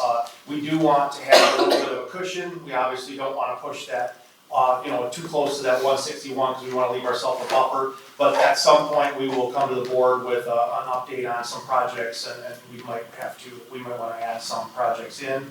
The detail tracker, which you have in your board documents, just shows the breakdown of the projects. Once again, when we started tracking this, the playgrounds, we had already paid for a lot of those, so I didn't want to reintroduce the full cost and then have to up the available balance, because that's kind of our current snapshot on our available balance for the 17 bond. And then you can see Series 2023, that's our actual. We sold the 2025, which we just approved, so that's that. And then we got the 2027 in there. We've got here's our earned interest of over $6 million, and then we worked with AUK and TMP to update all of the project costs. So that's kind of a live snapshot at where we're sitting right now with project costs. Anything, Bill? No. Okay. Bill said it. I have a question. So can we verify that the interest that we're earning on the bond, the $6 million, can we take that interest into the general fund? So can we just verify that? No, you cannot. Also, it gets to a point where if you make too much interest, then there's. Yeah, you gotta pay arbitrage. Yeah. Do we get, is that the full amount we get to keep, Nancy? I mean, take the money that's coming from the bond, Stays that's in the $6 bond. million interest. Can we take that, it's not free, we have to go back to the bond? Yeah, it has to stay in the bond fund because it's related to those dollars. We have arbitrage on our 2017 bond that we will be paying. We have to pay it before July 15th of this year of about $235,000 around there. And then we are currently tracking to have arbitrage on this bond as well. Okay. That we'll have to pay back, so you pay back to the federal government. Yep. It's a good lead into my next. Okay. Thank you. You can go on to the next one then. All right. So Item number 15. All right. So one of the ways that we can help the general fund, I was hoping Deborah was in here, is we're really pushing to make this district more efficient as far as energy efficiency. Behind salaries, energy costs are like your second largest cost in the district. So what we can do is use sinking fund and bond dollars to make the district much more efficient. One of the ways we're doing this is to convert all the old T8 light fixtures with ballast into modern, efficient LED fixtures. So we've targeted, right now we're looking at Scotch, Chico, which is Abbott, obviously the current Chico, and also TMP's working on Grechko. Grechko's a little more complicated, and we'll talk about that in a future board meeting because we have to do more design work there because we're also replacing the furnaces, so there's a lot more work. So we didn't want to bring the lighting forward until we have the complete package done. But if we look at this, so we, like I mentioned, we have a master plan here of Scotch, Abbott, Grechko. We're also going to look at the high school, doing portions of that, because we still have a lot of the old inefficient fixtures in that building also. Even you can see in my picture, it's kind of hard to see, but remember we talked about like color rendering? Like if you look in this room, all the lights are the same color. Well, over the years, the maintenance crews have put in bulbs that are 3,500 Kelvin or 4,000 Kelvin, and so sometimes you walk into rooms and they'll be spotted. Like you'll have some fixtures that are more yellow, some that are more white, as like a checkerboard pattern. That's just the need to adopt a standardization, so we're standardizing at 4,100 Kelvin, so that way when you walk into rooms, they'll all look the same. But also, we have a lot of bulbs out, especially at like Abbott, where we have to replace ballasts, we have to replace bulbs. So there's a lot of money that comes out of the general fund that we put into maintenance. So if we can upgrade these buildings into LED, you essentially get about 10 years of free maintenance out of the project, because that's usually when LED starts to have some issues where we have to go in. But for the first 10 years, it's like paying off a car, you just benefit from it. And when we look at the light fixtures that we have now, a lot of the old 3-bulb T8 fixtures, they burn about 105 watts each. The new fixtures that we're putting in the flat panels burn about 31 watts. So that's a third of the power consumption. Now it's hard because our electric bills they're tied in, power and lighting together. But by next year, once we get these projects in place, I'll be able to bring to you some reviews of our energy costs so that we can see how this does improve that the overall, and that's money that goes directly back into the general fund. And so all of the new fixtures that TMP has specified are going to be just like we saw in the transition center, where not only can we dim them, but we can also change the color rendering of them. So we're looking at putting flat panels into all the rooms. And then they're also replacing all of the emergency lighting throughout both of these buildings. One thing I did want to mention, I'll show in the drawings quickly, is we're not replacing things that we just did. Like for instance, we just renovated the transition space. We're not obviously going to replace those light bulbs or lights. Also, the office at Scotch is fairly new, so we're not replacing that. So TMP did go through and did an inventory and basically accounted for all of the lights that need to be replaced. We will get DTE energy rebates. It's hard to calculate right at this moment, but we're estimating that to be around 20,000. We're hoping to beat that, but that's kind of like a moving target where DTE they offer programs and they bring programs in and out. So that's about what we're going to save through DTE's program. Just looking at really quick, this is the current Chico Abbott building. This is just area A, so you can see the number of fixtures that we're replacing. Basically, it's everything in the gym, the music area, the offices, the hallways, all of it. I just wanted to give you a quick snapshot. Here is Scotch as an example. This is their area A, which is the classrooms on the far south side. And you can see this area here is Magnet, this area is office. We're obviously not replacing those fixtures. So it was selective so that we're not ripping up fixtures that were just put in. The other thing I wanted to mention is over at Abbott, the question will be, well, why are we replacing those? Well, right now, we know we're going to have Chico in there next year, then we're going to have Doherty in for 2 more years. And then the plan is, as part of our strategic visioning, is to turn that building into our new ACS and also the North End preschool. And those fixtures will be used as part of that project. And Bill, you want to talk a little bit about that, about how those fixtures will be used? Well, the nice thing about the fixtures is we are with the energy upgrade. It takes us into lighting controls, so we'll be able to reuse the lighting controls and reuse all the new fixtures with the new layout. So everything will be interchangeable and movable around the space. So if we put new walls up, we'll be able to go through and reuse everything that we're putting into it. There'll be some labor charges, but there won't be any material charges with those changes. So when we talk to Hawk, when they go to do those renovations, a lot of the areas are going to be the same layout as far as room size. So we may keep the grid, and then those lights will just stay up there, be protected during construction. If the grid has to come out, they just wire them up to the ceiling to hold them out of stuff, in place until the construction's done, and they drop them back in the new grid. So it's not like we're going to be pitching them out. Are we able to reduce any? Pardon? Are we able to reduce any fixtures just going to LED or no? It's not so much a fixture reduction. They looked at the lighting levels, and we got to have lighting levels per code. And these fixtures are typically brighter and more, like I said, more efficient than fluorescent. So in some cases, I think they probably did reduce some. The other thing is we're gonna make a lot of aesthetic improvements, like for instance, Scotch has those 1980s wood box frames out in the hallway, those light fixtures, those will all be replaced with modern fixtures, which will really, I think, dress up the buildings and give it more of a modern look. Definitely brighter.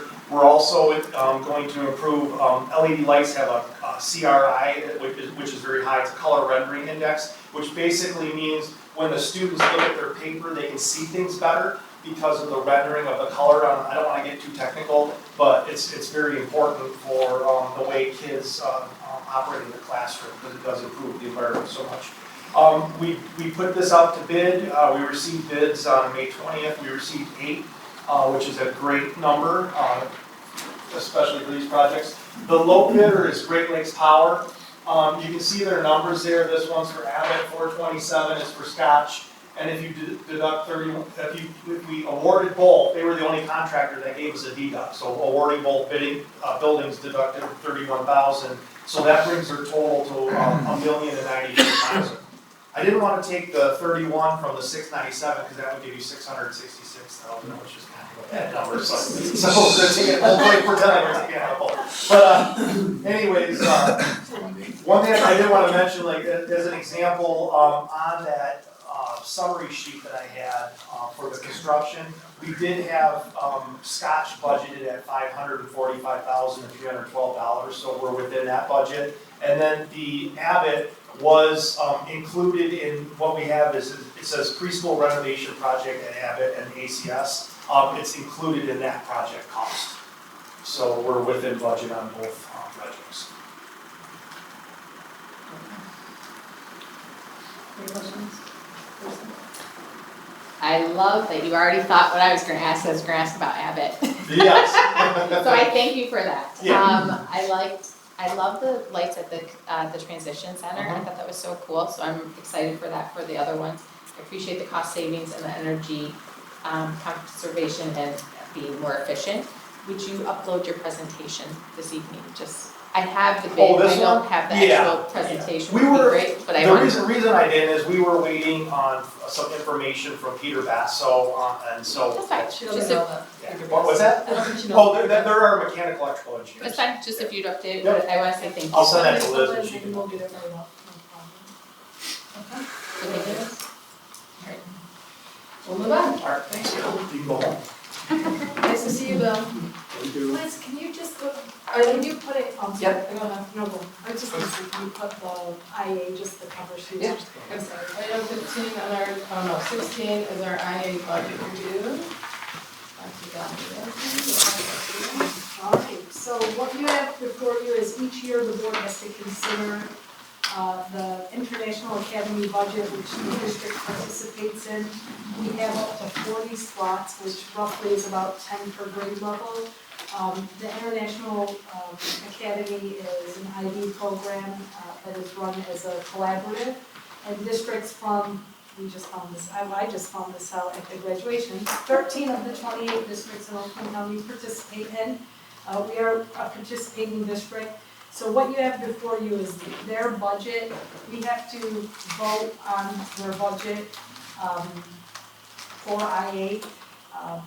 The board can vote to approve it, they can vote to abstain, or they can vote to reject it. I would not recommend rejecting it because then you're not allowed to be a part of the International Academy. So it's a good program that's our students take advantage of and excel in, and so that partnership is appreciated because IB programs are, expensive to run, but when you do it as a collaborative between multiple districts, you're able to run, a program such as that. Their budget is pretty self-explanatory. I'll go over a few highlights. They're estimating about 577 students. That's a little bit down from their 581. Their budget does assume a $392 per pupil increase based on the governor's budget. They don't have any state mental health grant revenue shown in their budget because currently we don't know if that funding is continuing. Their revenue is slightly down from last year, but again, it's very nominal from 6.92 to $6.87 million. Their total expenditures, again, are down slightly from 6.95 to 6.86. That's due to some salary reductions due to attrition and retirement and the elimination of one support position. So that's good, in that sense. Their fund balance is pretty modest, at $190,000. So what it shows us is they're investing into the program and not utilizing that in a way. They have some salary adjustments, and that's pretty much it. It's a pretty typical budget, so the recommendation is to approve that budget for the 25-26 school year, which the board will consider at the June 16th meeting. Any questions, comments? Just for my own edification, so do we have 20 kids? We have about 40. We have 10 a year. We have 10 a year that go in at 9th grade. It's at 37. It's at 37. Sometimes they don't stay. They don't stay, or they go back to they come back to the high school at the times. When we have a kid that goes there, the state aid monies go with them? Correct. We actually pay like a tuition, which is actually slightly higher than what we collect on the student, but that's because they have to maintain infrastructure, building. It's a very nominal cost, but it is a little bit higher than the per pupil foundation allowance. All right, so our participation in the International Academy doesn't really cost out of pocket this district very much. Correct. I mean, it costs us. It's a teacher.